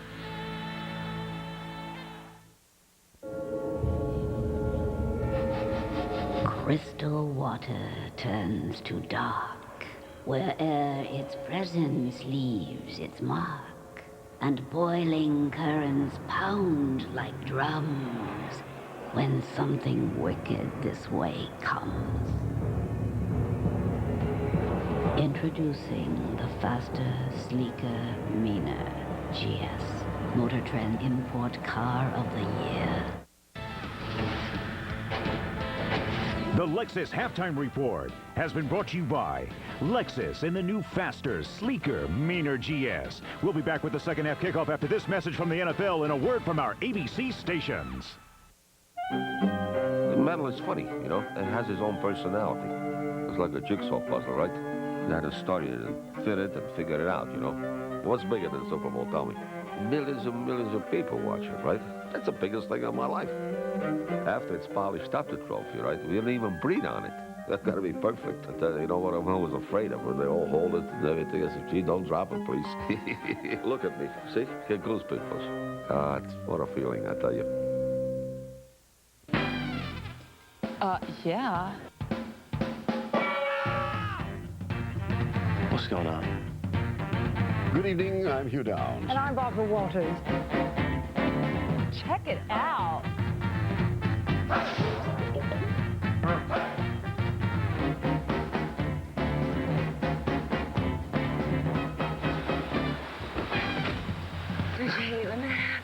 Mondays are all new on ABC starting 1 week from Monday. We're a team that cares what it means to you. 'Cause it's our home too.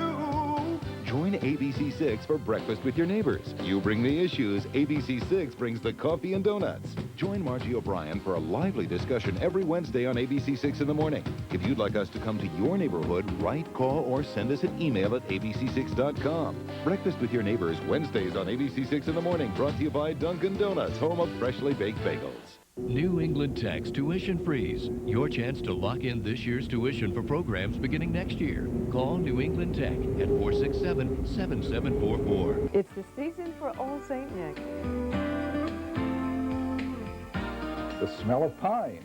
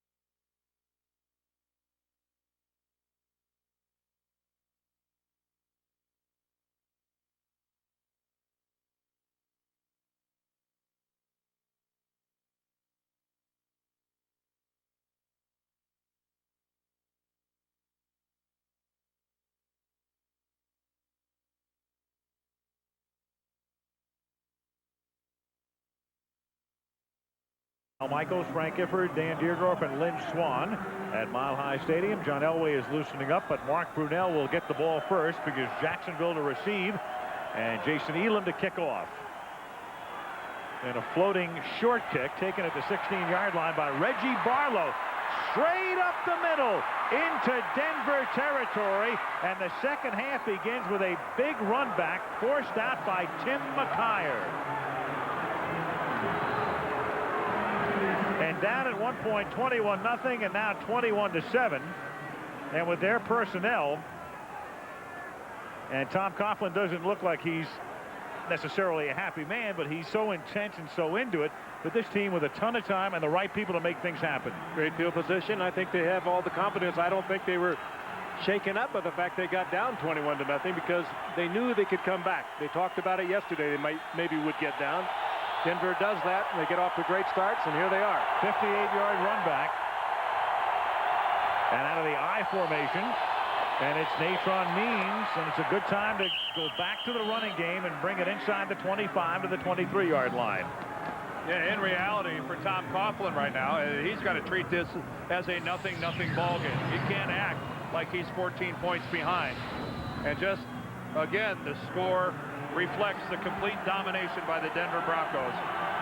246 yards of offense in one half is just super. Second down and 6, and the Jaguars, because they were trailing early, only 18 yards on the ground. But now Natron Means with his second run takes it to the 20-yard line. It'll be third down and 3.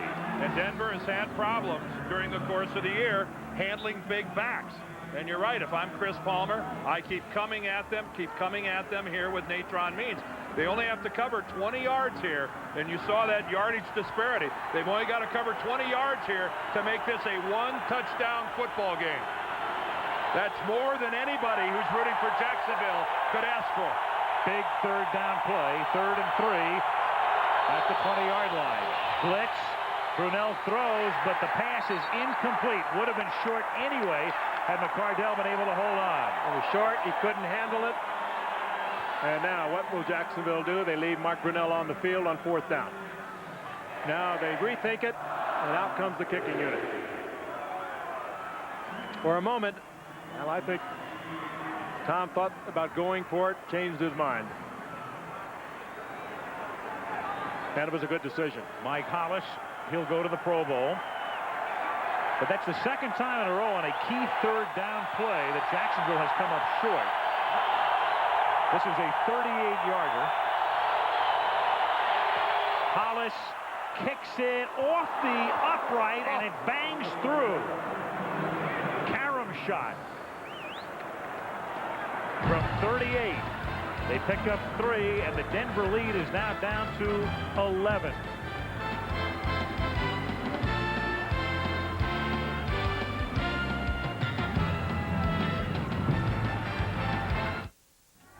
How fast? But inside. Vaughn Hebron back to receive the kick for the Denver Broncos as they get the ball for the first time in the second half. 13:33 left in the third. The Broncos leading 21-10. Mike Hollis. Hebron drops it at the 1 and picks it up at the 3. And gets tackled up at the 15-yard line. And let's get an update from Lynn Swan. Lynn.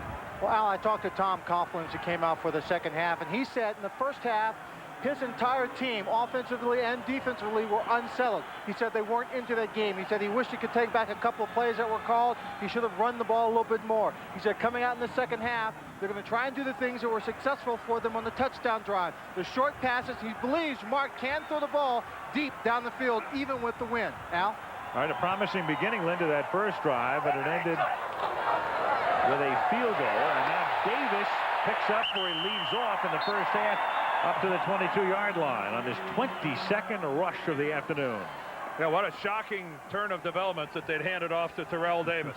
Well, you know that the defensive unit for Jacksonville, and Dan and Al, talked about different ways to stop Terrell Davis, and you got to fill every gap with this guy.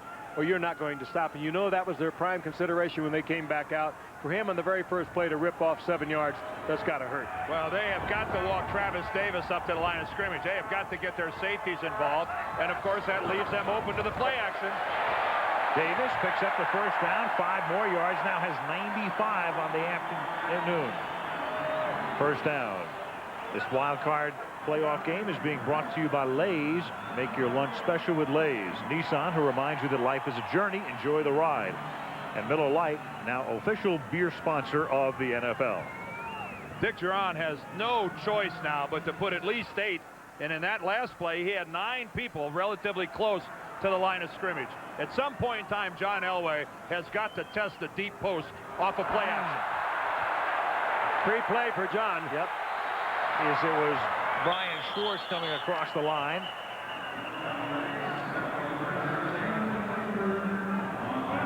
Jacksonville on the blitz, mistimed the count, and they'll get the offsides.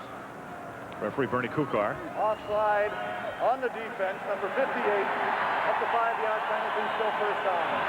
1st and 5. Now the winner of this game will have to wait until tomorrow's AFC game between New England and Miami is over to know where they are going. Here comes the blitz. Schwartz just mistiming it. Winner of this game will either go to Pittsburgh or Kansas City. If Miami wins tomorrow, the winner of this game will go to Pittsburgh. Otherwise, if New England wins, they go to KC. Elway throws, and Sharp can't one-hand it. He was covered by the linebacker, Kevin Hardy. Well, he was covered well. It made John put him in a position of having to throw the perfect pass rather than risk the interception. And Kevin Hardy had pretty good coverage on Sharp, who is still not caught a football today. And it's really a matchup that, you know, Mike Shanahan and Gary Kubiak wanted. Love it. Shannon Sharp locked up in man coverage all the way with Hardy. Now look at Hardy. He's right there forcing John to throw the perfect pass if he's going to get a completion. And he lost his shoe.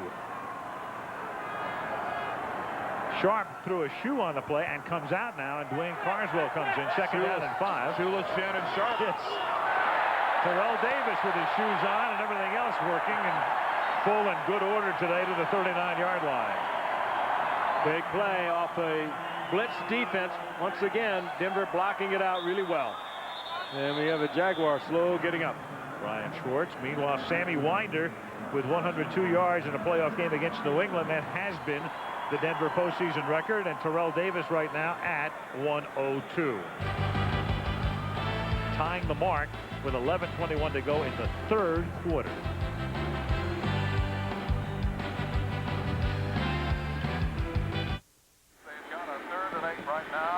There's an NFL playoff act brought to you by Prudential. Just one team has beaten the same opponent on the road in postseason play in consecutive years. Washington at Chicago in 86 and 87. That's something the Jaguars are trying to accomplish today. And in 87, as Brian Schwartz is okay, and he's off for this play, and so is Clyde Simmons. In 87, the Skins went on to win the Super Bowl. Now Elway on 1st and 10 throws. Caught by Sharp, who's been pretty quiet to this point today. That's his first catch.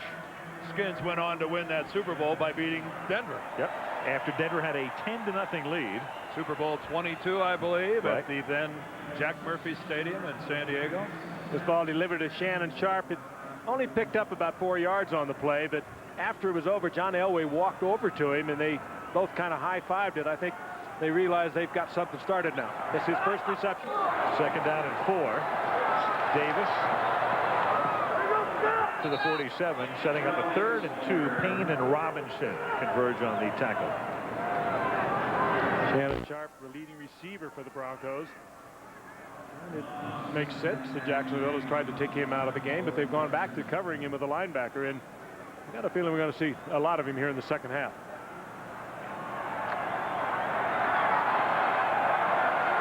Have to work on his shoe problem. 3rd down and a short 2. Davis juggled it and gets popped back at the line of scrimmage by Brian Schwartz, who is out for a play, comes back in and makes a very big play here. Now the best tackle of the day for Jacksonville defensively, not only stopping Denver from getting a first down, but making a bit of a statement as well. That was simply a sensational play for a middle linebacker. Watch him scrape. There's his fullback out front, right into the hole. That's his hole. And boy, not often do you see Terrell Davis go backwards after the contact is made. Tom Ruin has it blocked. And not only is it blocked, Travis Davis came up with the ball. An amazing play. I don't think that ball ever touched the ground. I don't think so either. He blocked it and caught it. Unbelievable. Huge play for Jacksonville. I don't think I have ever seen a ball come off the punter's foot and just stick in the midsection of the guy that blocked it. I think you used the operative word, Dan. It just stuck in there. It came right off the foot. That looked like it was a Velcro stuck to Travis Davis's stomach. He's going to come in on the left side. He comes in right up the middle, untouched.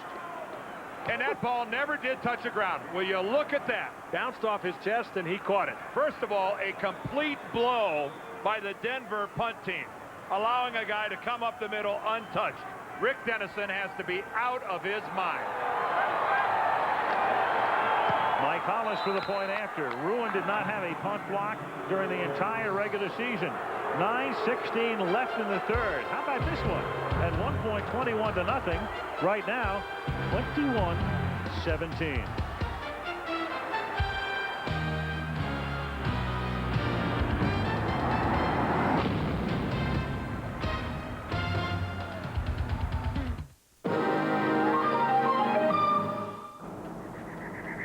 Well, here's how the ball sticks to Travis Davis. It's going to bounce off the right forearm right there of punter Tom Ruin, right back to Travis Davis. So that was a very fortunate deflection off the forearm of Ruin right back to Davis, but still horrible blocking by Denver up front to let Davis run loose up the middle. Hollis's kickoff. Hebron from the 3-yard line. And Vaughn Hebron reignites the Broncos. Out of bounds at the Jaguar 45. Hebron was questionable before today's game. They made him come out and run sprints 2 hours before the game to determine whether he was even going to suit up or not.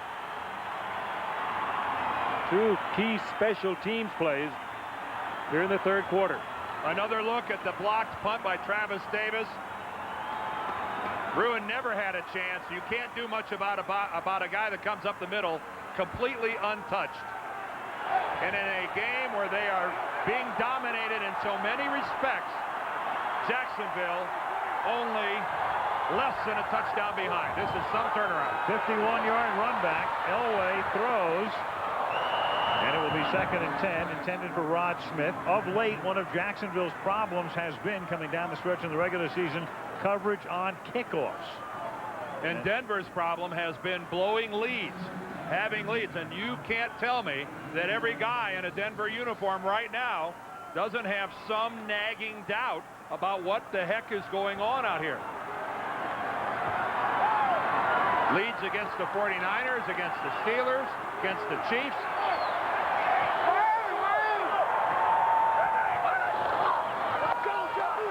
Elway surveys, then hits Davis on a swing pass. He's ridden down at the 40-yard line. Tackle made by Robinson. It will set up a 3rd down and 4. One of the reasons that Davis has so many receptions, over 40 on the year, he has good hands. Not only is he a terrific running back, this guy can catch the football. That was a spin around and a fine catch. Brian Schwartz, we saw him earlier go off the field, came back and made a terrific 3rd down stop. He's back on. Perfectly all right. 3rd down 4. 8.5 to go in the 3rd. Elway throws, and that's incomplete, intended for Green. There's the flag, and there comes the flag. Dave Thomas. Thomas celebrating a little too early. Let's wait till it's over, Dave. This flag came in from about 20 yards downfield. Anytime there's only one flag thrown, the conference asking everybody else what they saw. It's a hold against Jacksonville, automatic first. Number 41 on the defense. That's a 5-yard penalty and a first down. Well, Dave Thomas had a grip on Willie Green's jersey, even though he had inside help. When you look at it from that angle, that's exactly what the official down the field saw, and no question that he held it. Meanwhile, that Travis Davis block was such a shocking development when you think about it. And if Coughlin did, it probably should have gone for 2 points to make it 21-18. First and 10 from the 35. Travis, this is Davis, Terrell Davis, stopped by Travis Davis, but not until he picks up the first down. Yeah, I guess, Al, what he's thinking is what stage of the ball game it is, and maybe that's not as important. You know, when we're still not even halfway through the third quarter. This is what you call your basic north and south. He's not, Terrell Davis not even thinking about veering right or left. But when you look at that chart that says whether to go for 1 or to go for 2, certainly when you're down by 5, it's to go for 2. By 4 points, by 5 at 21-16. Davis takes the ball to the 20-yard line. He's just pounding his own men out of his path. Sometimes when you're the lead blocker, like Howard Griffith is, and a good one of the best around, you take kind of a bruising from your own man.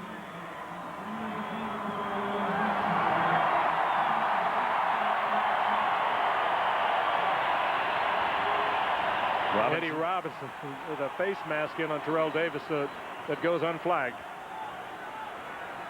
Going to be second down and 6, and Bernie Kukar is signaling for a momentary timeout while they fix the chain.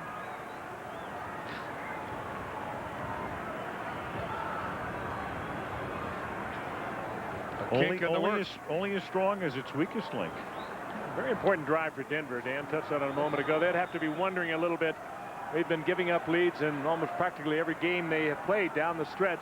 Now, if they can come right back from a bad break like that block punt, put some points up there, they'll get a lot of their confidence back. Second down and 6. Gifford.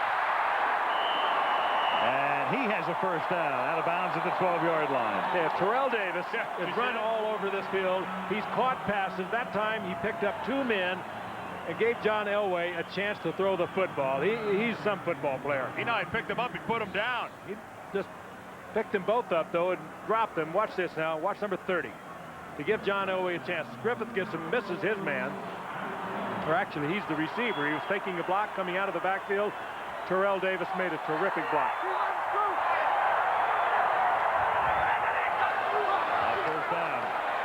Davis puts his head down. Burrows to the 8-yard line, tackled by Brian Schwartz.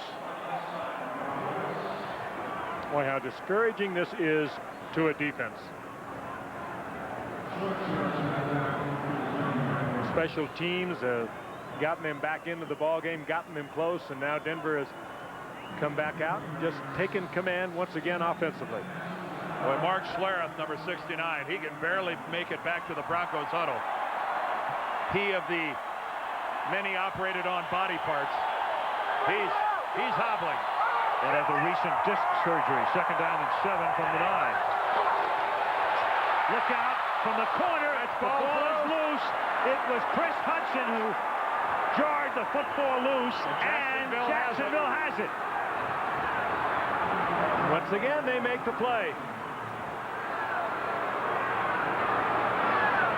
Elway fumbles for the second time in the game, and the rookie Ronaldo Wynn, their top draft choice from Notre Dame. And John's still down. John Elway is hurt. Oh, he does not see this coming from the blind side. Chris Hudson, a good job of not spearing Elway, hits him with his chest.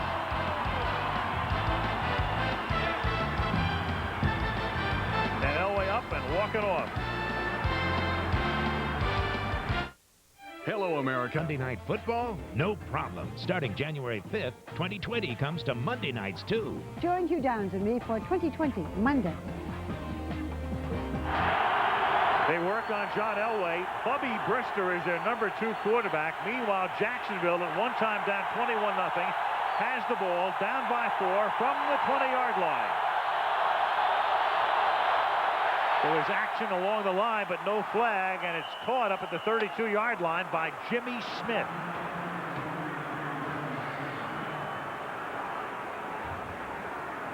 Jimmy Smith and Keenan McCardell, a great tandem, 2 years running now. Ray Crockett almost got there, went for the interception. He was kind of slow getting up. I don't know whether the offensive people upstairs for Jacksonville saw that, but he was a little wobbly.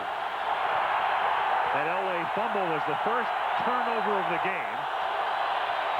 Natron Means now slips a tackle in the backfield, and Means bulls his way to the 47-yard line. Braxton and Romanowski combined to stop him.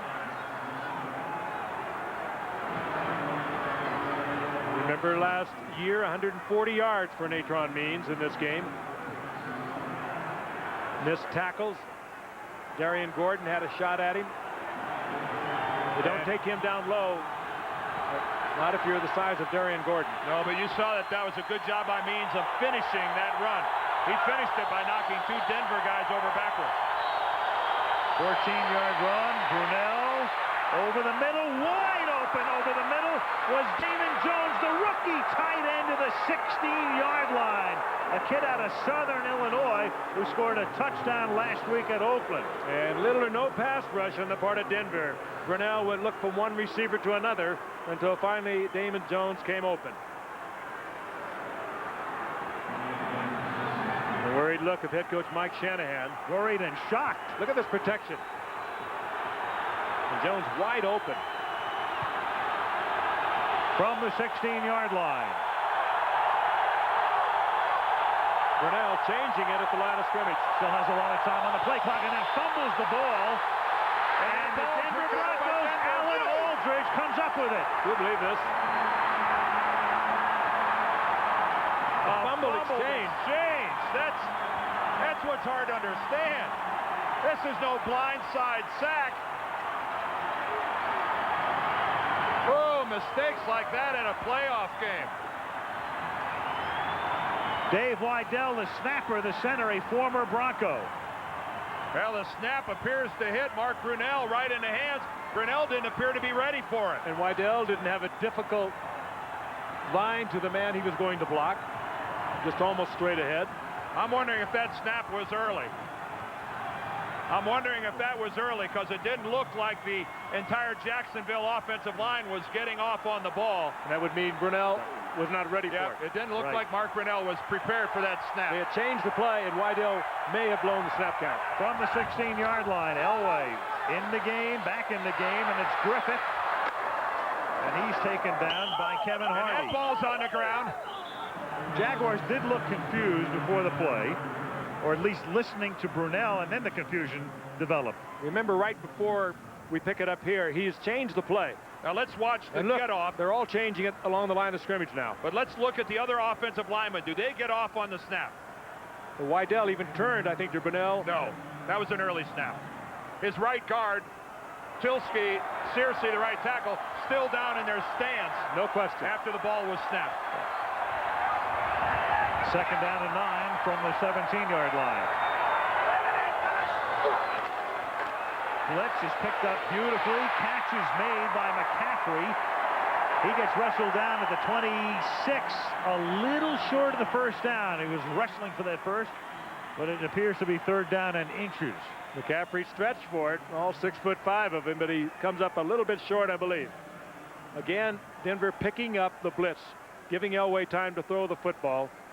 And we have been told Elway just had the wind knocked out of him momentarily, and he's fine. And they'll bring the sticks out. But a good pickup on the part of the offensive line. McCaffrey now battles. He knows where he has to go for the first down, and he comes up a little short. 3rd and 6 inches. What do you think John's getting in his ear right now? Number 30. Be pretty surprising if it wasn't. Earlier in his career, maybe a quarterback sneak. John's big, 6'3", 215. But when you got a Terrell Davis, you want to put the football in his hands. Clock starts again, 2:40 left in the third. Broncos up by 4.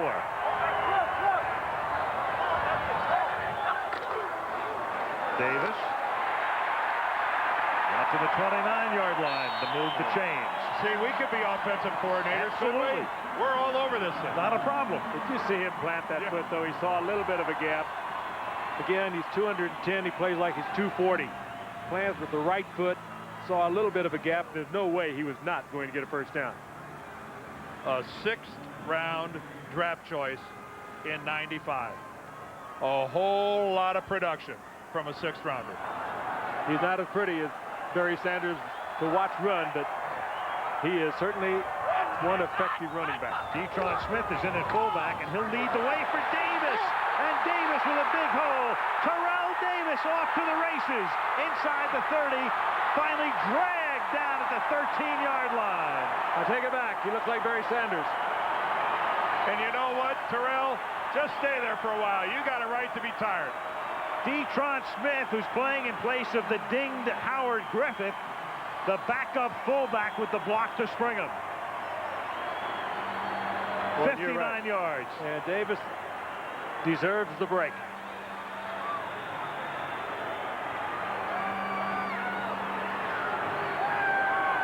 Again, look at the lead block by Smith. The outstanding blocking by his offensive line. Terrell Davis to this point not even touched by anybody on Jacksonville's defense, as they have been doing for the majority of the game. This Bronco offensive line and the lead back, whether it be Detron Smith or Howard Griffith, most of the time has just been outstanding on the running game. That's 31 carries for Terrell Davis. Questionable coming in to some degree, not on the part of the Broncos. They told us he was 100% and they were going to go with him. And we're still in the 3rd quarter, Frank. I know. He's on 31 carries. That last carry, 59 yards, the longest in the postseason history of the Broncos. Broke his own mark, 47, last year against the Jaguars. You know, the cardiovascular conditioning and shape that you have to be in to handle the ball 35 times at a mile altitude in not even 3/4 of football.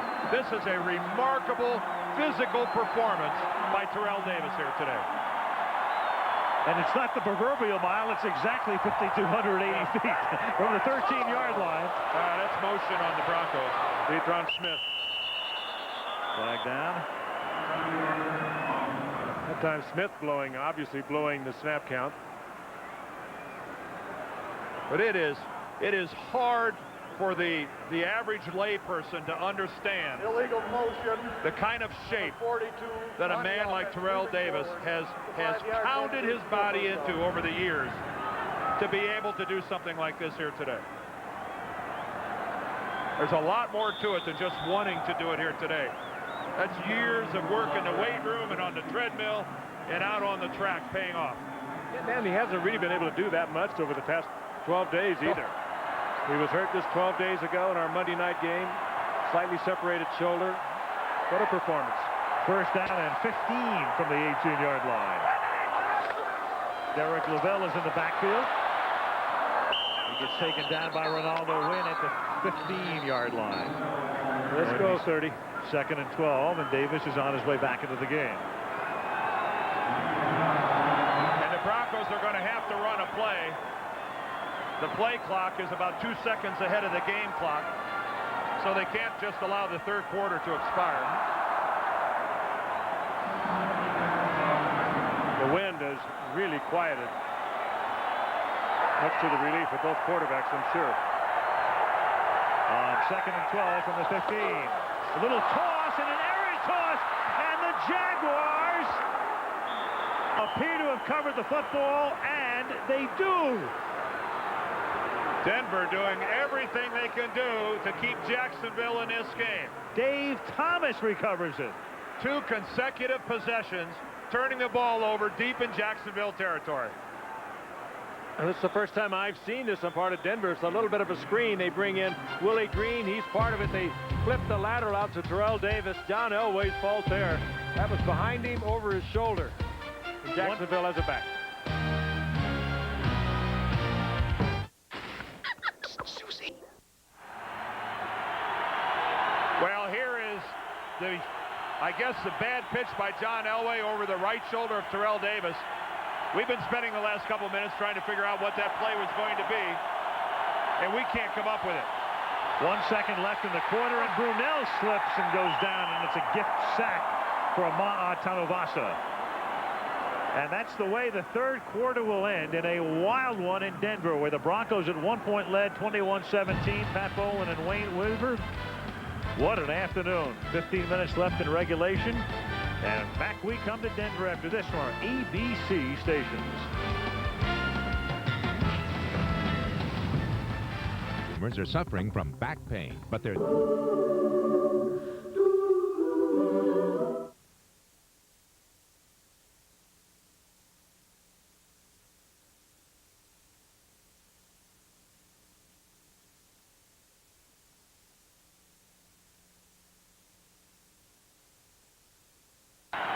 Tonight on ABC, the movie Oh God with George Burns and John Denver, and then The Practice in prime time tonight right here on ABC.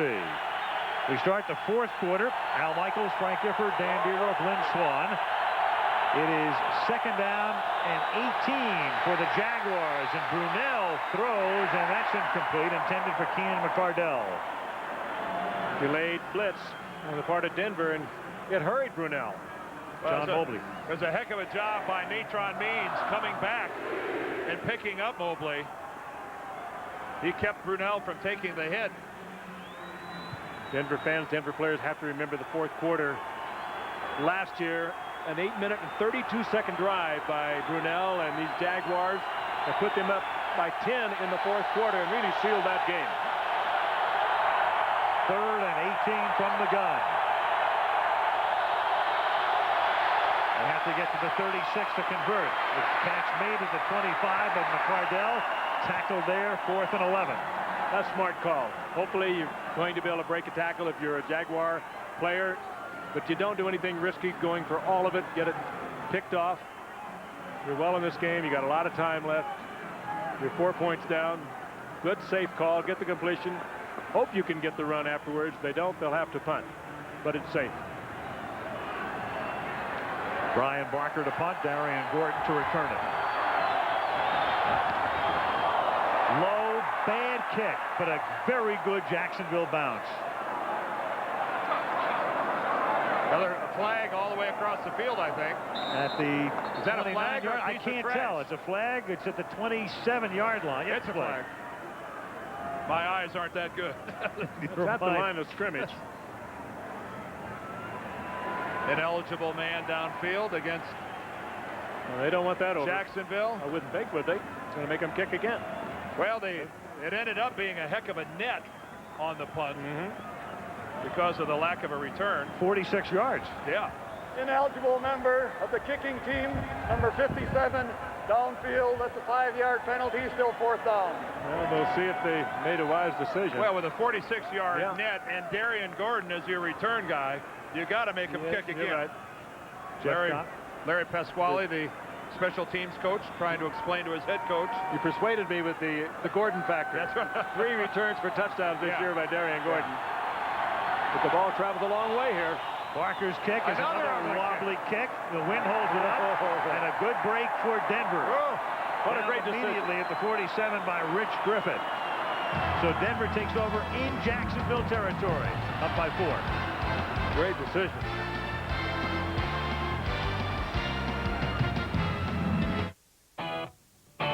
Those that hide in plain sight. They look pretty human to me. Premiering in January. Prey. Thursdays on ABC. New Year's Day on ABC, the CompUSA Florida Citrus Bowl. That's Florida against Penn State at 1 Eastern. Rose Bowl, Michigan and Washington State, the big one from Pasadena. Then at night, the Nokia Sugar Bowl, Florida State and Ohio State, all coming up. And then on February 1st, we'll be in Honolulu for the Pro Bowl to wrap up the season. Denver at the 48 of Jacksonville, and Derek LaVille is in the backfield. Elway slings one, caught by Sharp, and out of bounds at the 26-yard line. Oh, what a beautiful pass by John Elway. What a great touch. He had to throw over linebacker Kevin Hardy, getting the ball to Sharp in front of the defensive back, and he had the perfect touch. And again, great protection for John. Watch him break out. Now he picks up coverage underneath in the form of Kevin Hardy. You don't see him right there. He also had the strong safety coming over, and Dave Thomas. A great touch by Elway. There it is. A good look. First down at the 25. LaVille is the tailback. Detron Smith is the fullback. Derek LaVille through the middle with a big hole. Inside the 15 and the 10. Touchdown Broncos. Well, the two previous drives, Denver didn't finish. They moved into Jacksonville territory. They made a mistake. This time, they finished big. Terrell Davis, we're being told, is in the Denver locker room. And in his absence, Derek LaVille gets it done.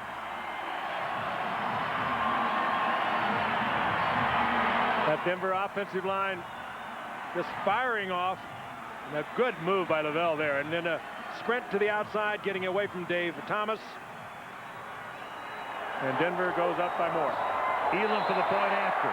Now, that was just another excellent example of tremendous work up front by the Broncos. And Pat Bowlen, the owner of the franchise, couldn't be happier. Denver by 11.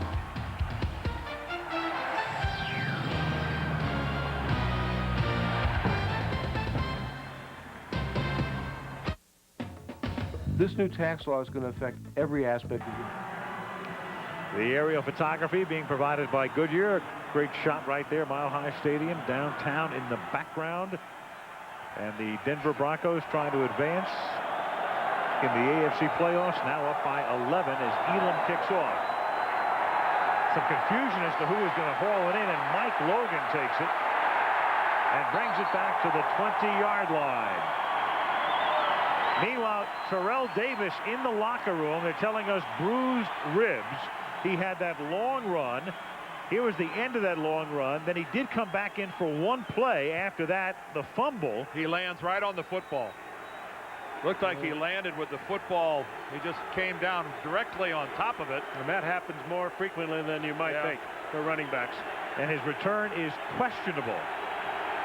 He did come back in, though, as you say, Al, and felt that he was available to keep going.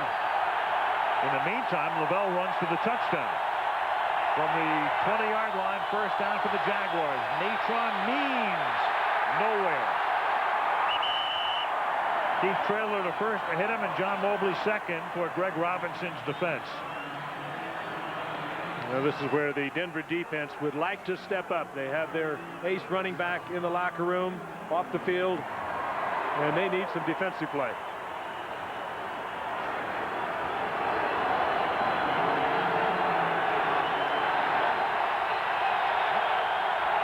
Second and 10 from the Jaguar 20.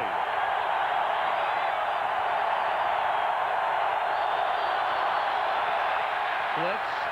7 men come, and the catch is made by McCardell at the 29-yard line. And I think they're going to give him forward progress across the 30 and a first down. Good pickup on the blitz. McCardell just driving Darian Gordon back. Gordon again playing way off and setting up in the perfect spot for the first down. And at this stage of the ball game, down by 11, these are the weapons that Mark Brunell has got to start using. Jimmy Smith and Keenan McCardell. Good use of the hands. And a great spot for Jacksonville. I'll tell you, about a yard. Yeah. He never got beyond the 30. And that's the difference between a 3rd and 1 and a first down. Yeah. Fake the end around. Brunell is going to take off, then throw, and too high. Jimmy Smith working the sideline. 2nd and 10. Keith Traylor put the pressure on. This AFC wildcard game is being brought to you by Ford Explorer, because the world is too big to be left unexplored. Miller Lite, now official beer sponsor of the NFL. Circuit City, answers in every department, low prices all over the store. And Microsoft, where do you want to go today? One of these teams wants to go to Pittsburgh or Kansas City next week, and that's what they're playing for, advancement in the playoffs. That site to be determined after the Miami-New England game tomorrow. 2nd and 10. Brunell under pressure. Trevor Price got him, the rookie out of Clemson, who started his college career at Michigan, their #1 pick. Darian Gordon, who has been a little erratic in the last few games for the Broncos, made a terrific play on Jimmy Smith. That is where Mark Brunell wanted to go. Smith with a little out looking for a first down, and Darian Gordon was right with him. Took Smith out of the play. Brunell had to run the ball. 3rd down 10. Earlier today, the Vikings overcame a 16-point giant lead and won the game at the Meadowlands. Jacksonville in this one attempting to overcome a 21-point deficit at one point. And on 3rd down, the catch is made, and a flag is thrown. Romanowski popped Brunell, and that's going to cost Denver the opportunity to get the ball back, because the catch was made 6 yards shy of the first down. Bill Romanowski comes right up the middle. I don't think he's even touched on his blitz. Personal ball. Number 53 on the defense, roughing the passer. Blow to the head. He grabs him by the helmet more than a blow to the head as he goes by, but you can't do that. And Romanowski demonstrating for the official there was nothing wrong with that play. It wasn't a blow to the head as much as it was Romanowski in the air when he came down with his hand on the back of the shoulder pad, but once he had him by the head, drove him down. You know, I've seen a lot of those that didn't get called.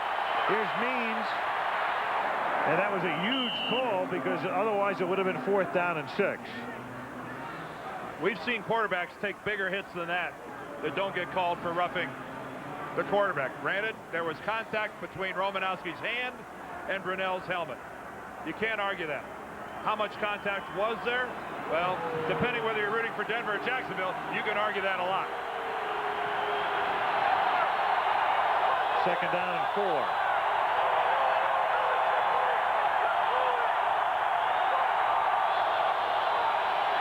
Short drop. Smith makes the catch. Forward progress at the 40. Good enough for a first down. And each time the Broncos show blitz, Brunell either goes quickly on a checkoff to Jimmy Smith, or he changes the play at the line of scrimmage. And they work against Darian Gordon. Let's take a look at that Romanowski call again. Nobody touched him coming up. Gets the left hand on the helmet. Well, I don't know. I've seen a lot worse. Boy, the hand came down as gently as it could on the back of Brunell's head. He just kind of threw him to the ground with it.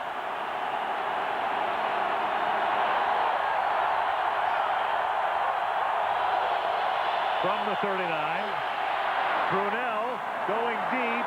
Great coverage, though, and picked off in the end zone by Gordon. Gordon has been the target for Jacksonville all day long. He's had some bad games recently, particularly going back to the Pittsburgh game when Yancey Thigpen ate him alive.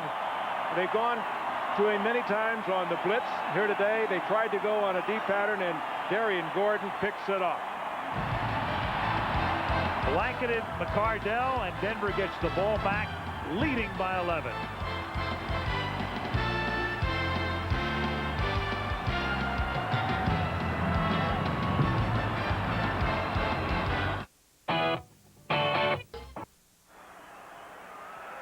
Mile High Stadium in Denver at dusk. Broncos leading 28-17. First down from the 20-yard line, and Shannon Sharp was in motion again. Shannon Sharp having a rough go of it here today, getting the snap count down. Number 84 on the offense. That's a 5-yard penalty, still first down. 3rd call against Sharp. Started off the game with one, tossed one in the middle, and now comes up with another one in the 4th quarter. Skipped a quarter somewhere along the way. 1st and 15 from the 15. Derek Lavelle. And Lavelle, number 3 on the depth chart, looks like an old pro. All the way to the 32-yard line. Well, when you see it happen with Terrell Davis, and you see it happen with both Derek Lavelle, the one conclusion you can draw is that the Denver offensive line is kicking the you-know-what out of Jacksonville up front. They are manhandling the Jaguars. And their defense, Jacksonville, is playing like the 24th defense against the run of the National Football League. They are just getting blown out up front. This is as good a performance as I've seen in a while by an offensive line and the lead blockers for the Denver Broncos. 1st and 10 at the 41. Lavelle again. So it's Terrell Davis, bruised ribs, back in the locker room. Vaughn Hebron, who had a hamstring pull in his practice this week, limited today to returning kicks. Derek Lavelle comes out of the bullpen, and in the meantime, Terrell Davis has emerged, and there he is, back on the bench. Well, I think the Denver offense would like to look over and say, don't worry about it. We've got this under control. For those of you at home keeping score, Tony Jones, Brian Habib, Tom Nalen, Mark Schlereth, and Gary Zimmerman, and lead blocker Howard Griffith or Detron Smith. They are getting it done, folks. 2nd and 7. Now Hebron comes into the game as the tailback takes the handoff, and Hebron takes it to the 32, and that's close to a first down, a little bit short.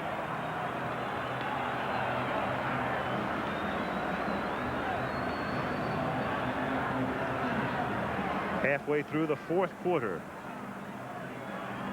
Precious seconds ticking off for Jacksonville.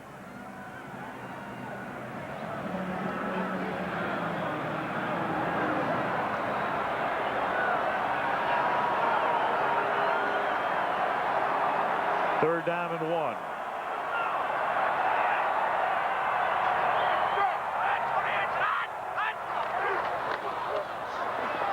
Hebron enough for the first down on the 31. And Elway now can be as masterful as you would expect somebody in his 15th year. Was a #1 draft choice to be. Move the ball, chew up the clock. Take the play clock down to 1 or 2 on every play. And Dick Geron, the defensive coordinator of Jacksonville, has got to be running out of things to do. He's calling run blitzes. He's loading the line of scrimmage. He's walking up his safeties, and none of it is having much of an effect in stopping Denver's running game. They're just being overpowered right at the line of scrimmage, Dan. You've touched on it, and it really is showing here in the 4th quarter. 270 yards on the ground, almost 7 yards a carry. Play clock went all the way down to 1, and Lavelle takes it to the 25 for a gain of 5. Davis looks at this. He wants back in there. I'm trying to think of the last time I covered a football game where a team had 270 yards rushing. And counting. College. 276 now. I certainly can't recall it. Oklahoma and Nebraska. And to think that it's seriously, Frank, and to think it's happening in a playoff game. These members of the Denver offense, if they go on and win this game, they'll remember this for the rest of their lives. 2nd and 4. Lavelle has 84 yards on the ground and 6 carries. Derek again spins his way to the 20, and that's probably close enough to be measured. And if he doesn't lose his footing, who knows where Lavelle ends up.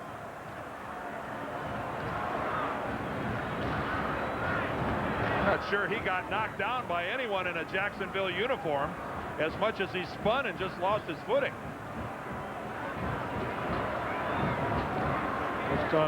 We touched on it earlier about Derek Lavelle as we check out the measurement. Favorite of Mike Shanahan's when they were at San Francisco together. You know, I just had one game come to mind. It was a Super Bowl we covered. A guy named Timmy Smith ran for over 200 yards, and it was against the Denver Broncos on a day when Doug Williams went wild. That's exactly right. Williams was the MVP, and everybody forgets that Timmy Smith at what, 206, 204? I want to say 202, but we'll get it in a second. 204. 204. Split the difference. No, I said 204. Oh, okay. I said 206, 204. Well, Frank didn't check in. None of this splitting the difference. 3rd down and inches. Lavelle. And if he got to the 20-yard line, he's got it, and you can see where they're going to come in and mark it. That's going to be enough for a first down. Inside the 20. The clock will continue to tick. The game clock right now is frozen at 5:37.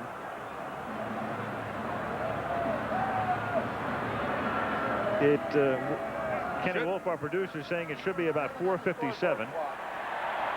They'll keep the time on the field in that case. Normally it works the other way. The home clock is running fast. Maybe they tried to speed it up, Dan. Maybe applied a little extra juice to it, and it popped the circuit. Now it's back clicking away at 4:27. Okay. Although the clock's not running, so they'll reset it. Right. Gives us a chance to tell you this wild card game is being brought to you by Ford Explorer, because the world is too big to be left unexplored. Miller Lite, now official beer sponsor of the NFL. Circuit City, answers in every department, low prices all over the store, and Microsoft, where do you want to go today? Tomorrow, Sunday, NFL Countdown on ESPN starts the day. NFL Primetime ends the day.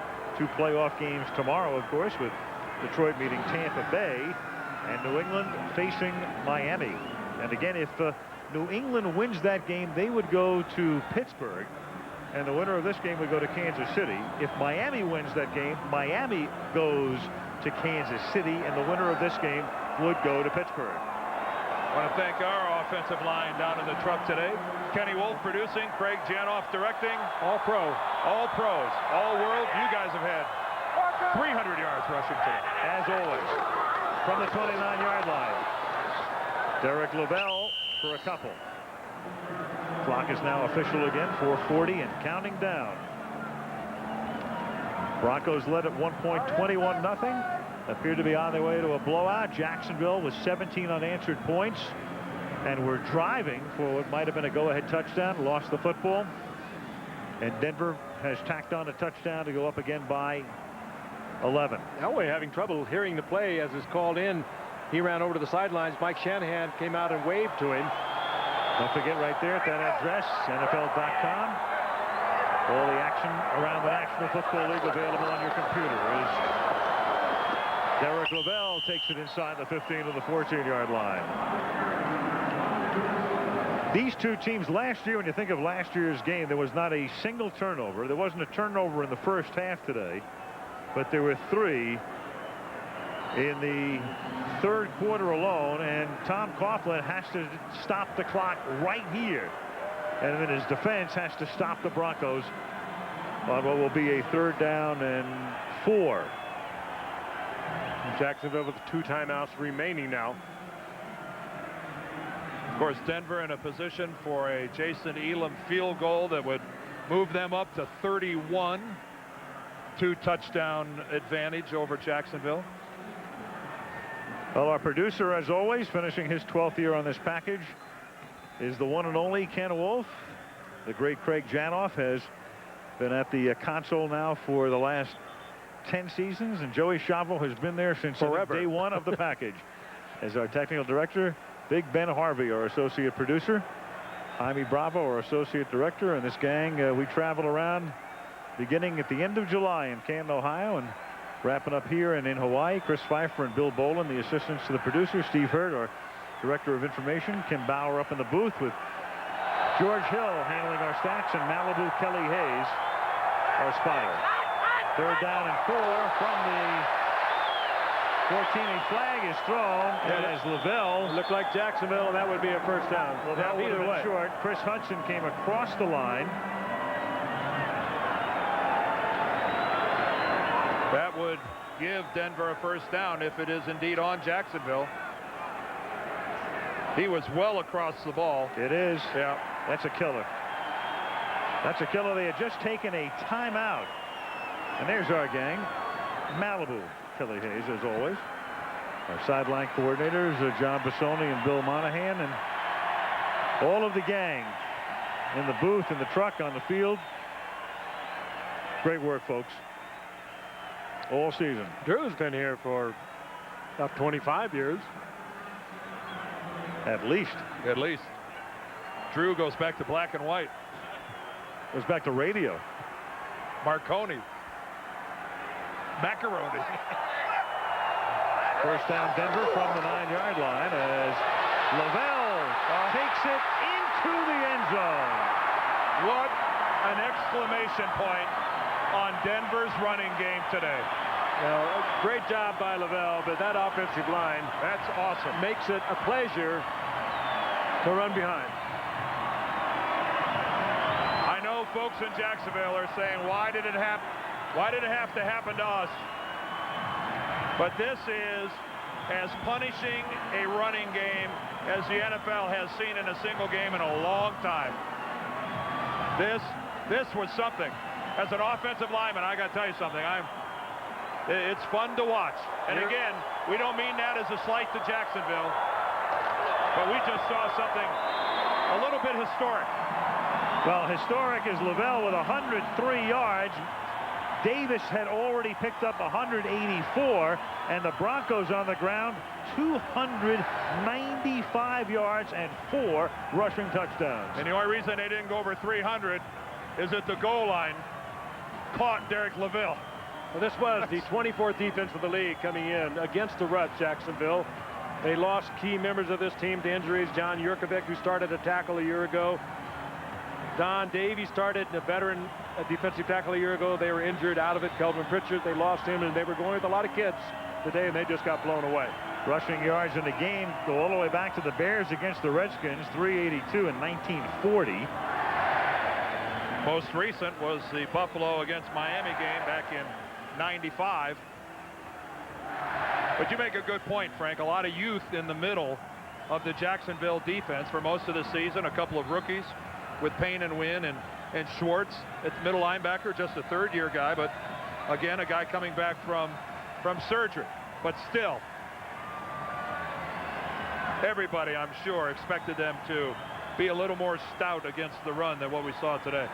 And maybe Denver playing back to where they began this season. They were shaky through the last 4 games of their schedule. I think Denver played with a little passion today. What do you think? Maybe that's what they needed. It's been this has been welling up for 51 weeks. But I'll tell you, though, there was about a 15-minute period when it was about as scary as it's ever gotten around here. Because if they would have blown this game after leading 21-0, I mean, you think last year was tough. Yes. Whew. They would have been headed to the couch. And it was looking that way for a while. Little $200 an hour analysis. That may have been $1,000 an hour.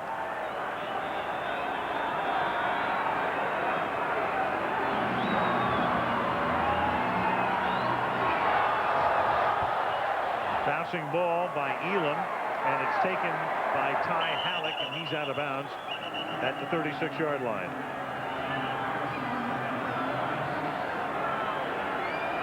And we continue on our gang as we travel around the country with a group of about 70.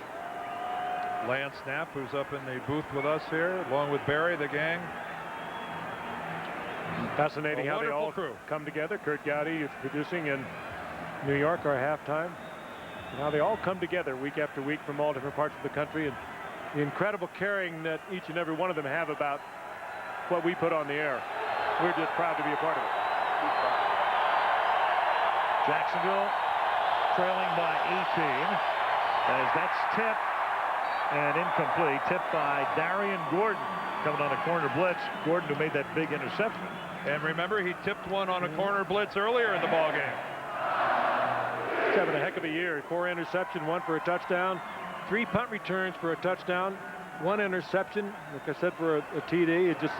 And he wasn't the guy that was expected to start at the corner. That only happened when Torrey James went down in preseason, and he has really stepped up. Now Denver turns their attention to going to either Pittsburgh or Kansas City, 2 places where they've already lost this year. Second down and 10. Brunell hits McCardell up to the 42-yard line. And against 2 teams, Dan, where they had leads that they lost. Of course, Kansas City, their rival in the AFC West, a great familiarity between the Broncos and the Chiefs. And what a year Kansas City has had, earning themselves the home field all the way through the AFC. And it's 4th down, intended for Mitchell.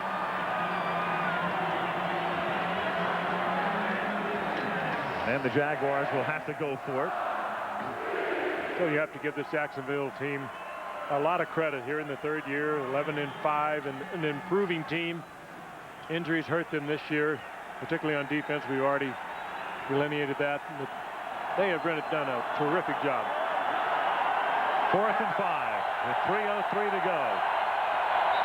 Whoa. Make it 4th and 10. 8 for, well, let's see, it would have been 4th and 6 to begin with. 4th and 11 coming up. Number 87 on the offense, moving prior to the ball being snapped. 5-yard penalty, still 4th down. When Denver goes to either Kansas City or Pittsburgh, How about the playoff experience at the quarterback position? You're going to have John Elway making his 16th playoff start against either Cordell Stewart or Elvis Gerbeck, two guys that don't have a lot of experience in the playoffs.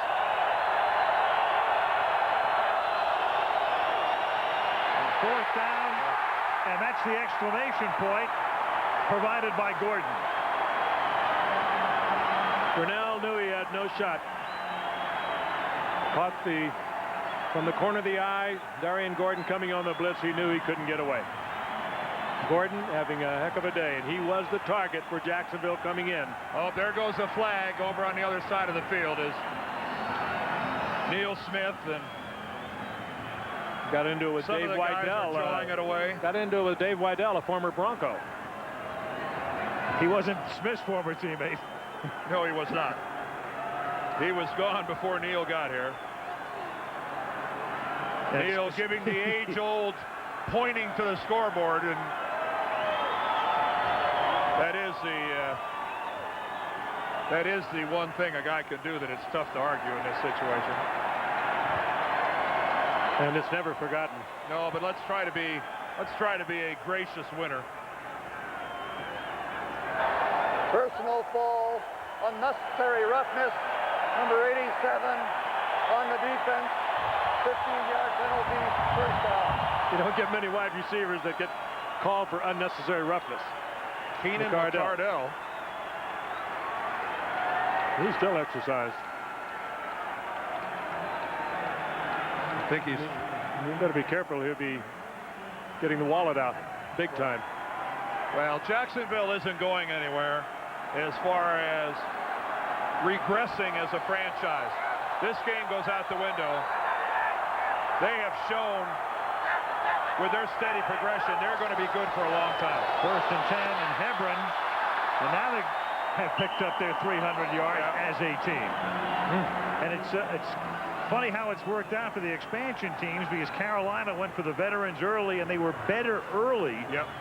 They both got to their respective championship games last year, but they intersected along the way. And while Jacksonville is going up, the Panthers are now on the slide. They took a big step backwards this year. They lost their general manager, Bill Polian, went to Indianapolis. And Jacksonville is just going to get better, and listen to the hand for John Elway. He comes out. Mike Shanahan wanted him to come out to let him get the big hand. At the 10-yard line, into the game comes Bubby Brister. And Pat Boland's down on the field, and Pat, who's watched this team for years and years as the owner of the team, get to those 3 Super Bowls and come up short. Thinking right now, 2 more, and we're back again. 2 minutes, the crowd chanting Elway, Elway. It's been John's day and Denver.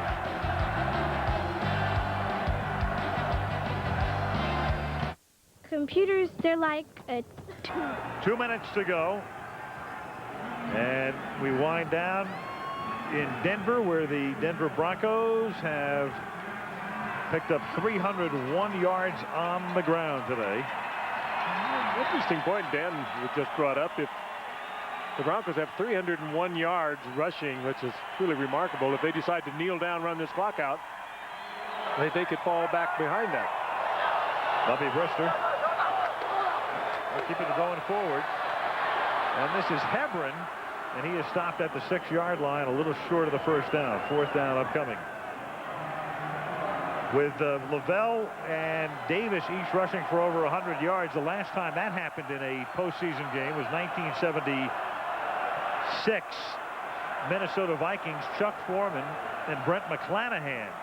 Ooh, baby. Each into triple figures. I might have guessed on a few running back combinations before I'd have stumbled over those two. Well, I'll tell you what, 21 years from now, you might have guessed on a few before you get Terrell Davis and Derek Lavelle. I might have gone Salka and Mercury Morris or somebody like that, but McClanahan and Foreman. Yep. 4th and 1. Hebron into the end zone.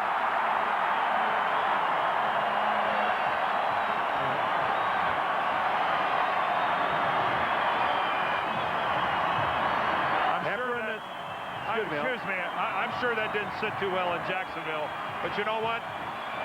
You got to let your players play. Yeah, well, I have a feeling if it was like second down and out of timeouts, that was a fourth down play, so you give it back. Yep. You know, you got to keep playing. Yep. Kept quite a day for Hebron, who again was questionable all week with a hamstring, didn't work out. They actually worked him out before the game here today. Elam for the point after. That's 5 rushing touchdowns today. And they've spread it around. Davis with 2, Lavelle with 2, Hebron with 1. You know, going into this game, I was thinking that the Broncos might have done too much talking, that they might have put too much emphasis on this ball game. And again, look at those rushing totals. 310 yards for the Denver Broncos, 42-17. Just everything that everybody in the state of Colorado dreamed about happening when the Jaguars. But to get back to I thought that they might have put so much pressure on themselves by focusing so much on this game. Yeah, I think that's young John Elway. He's 8 years old and he's quite a kid. Plays quarterback in Little League here in Denver. And no, talk about pressure. Talk about pressure. Jason Elam back for Jacksonville. The Elway family has handled it very well. Now a quarterback for the Pee Wee team, number 7, John Elway Jr. This is Mike Logan. He's looking to get rid of the football. Nobody wants it. You know, Mike, you ought to think about running with it. Well, then he goes to Damon Jones, the tight end. That worked out well. Whatever happened to being in the open and taking off with the football? Young Mr. Elway out to get the... You see that? He gave the mile-high salute. His name is Jack. That's Jack Elway. Named for John's father, Jack. His grandpa. Great football coach for many years. How do you get that job? You must know somebody. Got his own personal dresser. That's not bad. Cody doesn't do that well. Grandpa Jack is now the director of pro scouting for the Broncos, so it's a real family affair. Director of pro scouting, the quarterback, and the, what do you call him, the T-boy? That's incomplete. Among the duties of the young Elway boy is to go out and retrieve the kicking tee. Hey, think he just gets in here for nothing? Yeah. It's got to work. Got to work, absolutely. And we've gone off so much on Terrell Davis in the running game. We can also tell you that John Elway, not bad. 16 of 24, 223 yards and a touchdown. This game won't be the same someday without him. Oh. 2nd and 10. Don't even talk about it. Caught by McCardell, steps out of bounds. There are rare players that impact on this game that we all love so well, like John Elway. Think about it. Well, I'll be in Canton when he goes in. I won't miss that. Hopefully, we'll be doing the game. Yeah, he'll be there. That's right. 3rd down. Where's the question mark? And 2. And James Stewart picks up the 1st down. It's a strange game, though, because about an hour and 15 minutes ago, Elway was hurt. They were attending to him on the field. He had fumbled the ball. A 21-0 lead had become 21-17. He was being worked on the bench. Jacksonville was driving the other way. Right. And now you look at this final score, Al, and you think, whoa, what would have happened if Denver wouldn't have turned it over twice deep in Jacksonville territory? And number 30 would not be on the bench if those ribs were ailing too much. I think he will be 100% for his travels next week. Maybe if there was a very key play in this game, it would be the Wydell snap to Brunell, which summarily ended that drive on which Jacksonville could have taken the lead. Yeah, you're right, Al. Or else, if it wasn't that, it was the first time that they handed it to Terrell Davis. Yes, which was the first play of the game. And the irony of that, Wydell being a former Bronco.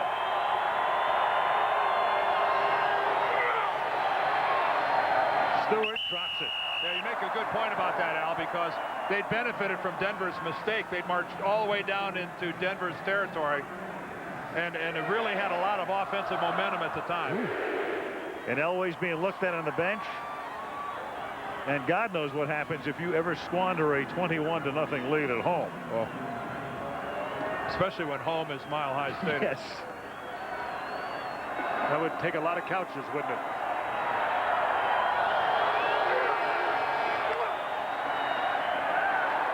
I'm not sure the Denver writers or radio shows would ever get over it.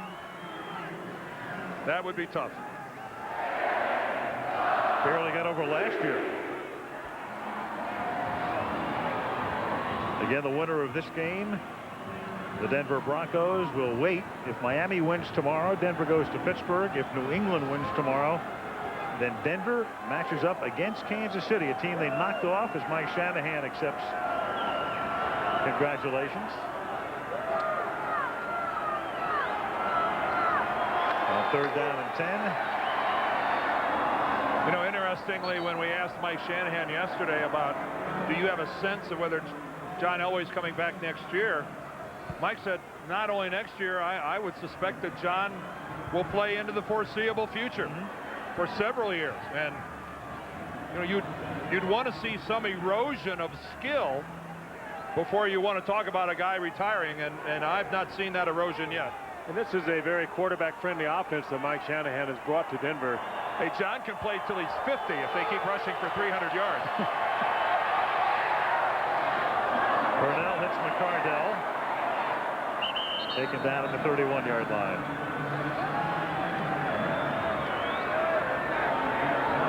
In the waning seconds of the game, if Denver goes to Kansas City, they already beat them here on opening day, lost to them on the Stoyanovich field goal in the other regular season game at the end, and Stewart makes the catch, barring a penalty. This will do it, and the game ends at the 5-yard line. The Jaguars threw a scare into them, a big scare at one point. But the Broncos, strong at the start, strong at the finish. And on they go in the AFC playoffs. The final score from Mile High Stadium, the Denver Broncos 42 and the Jacksonville Jaguars 17. Back in a minute.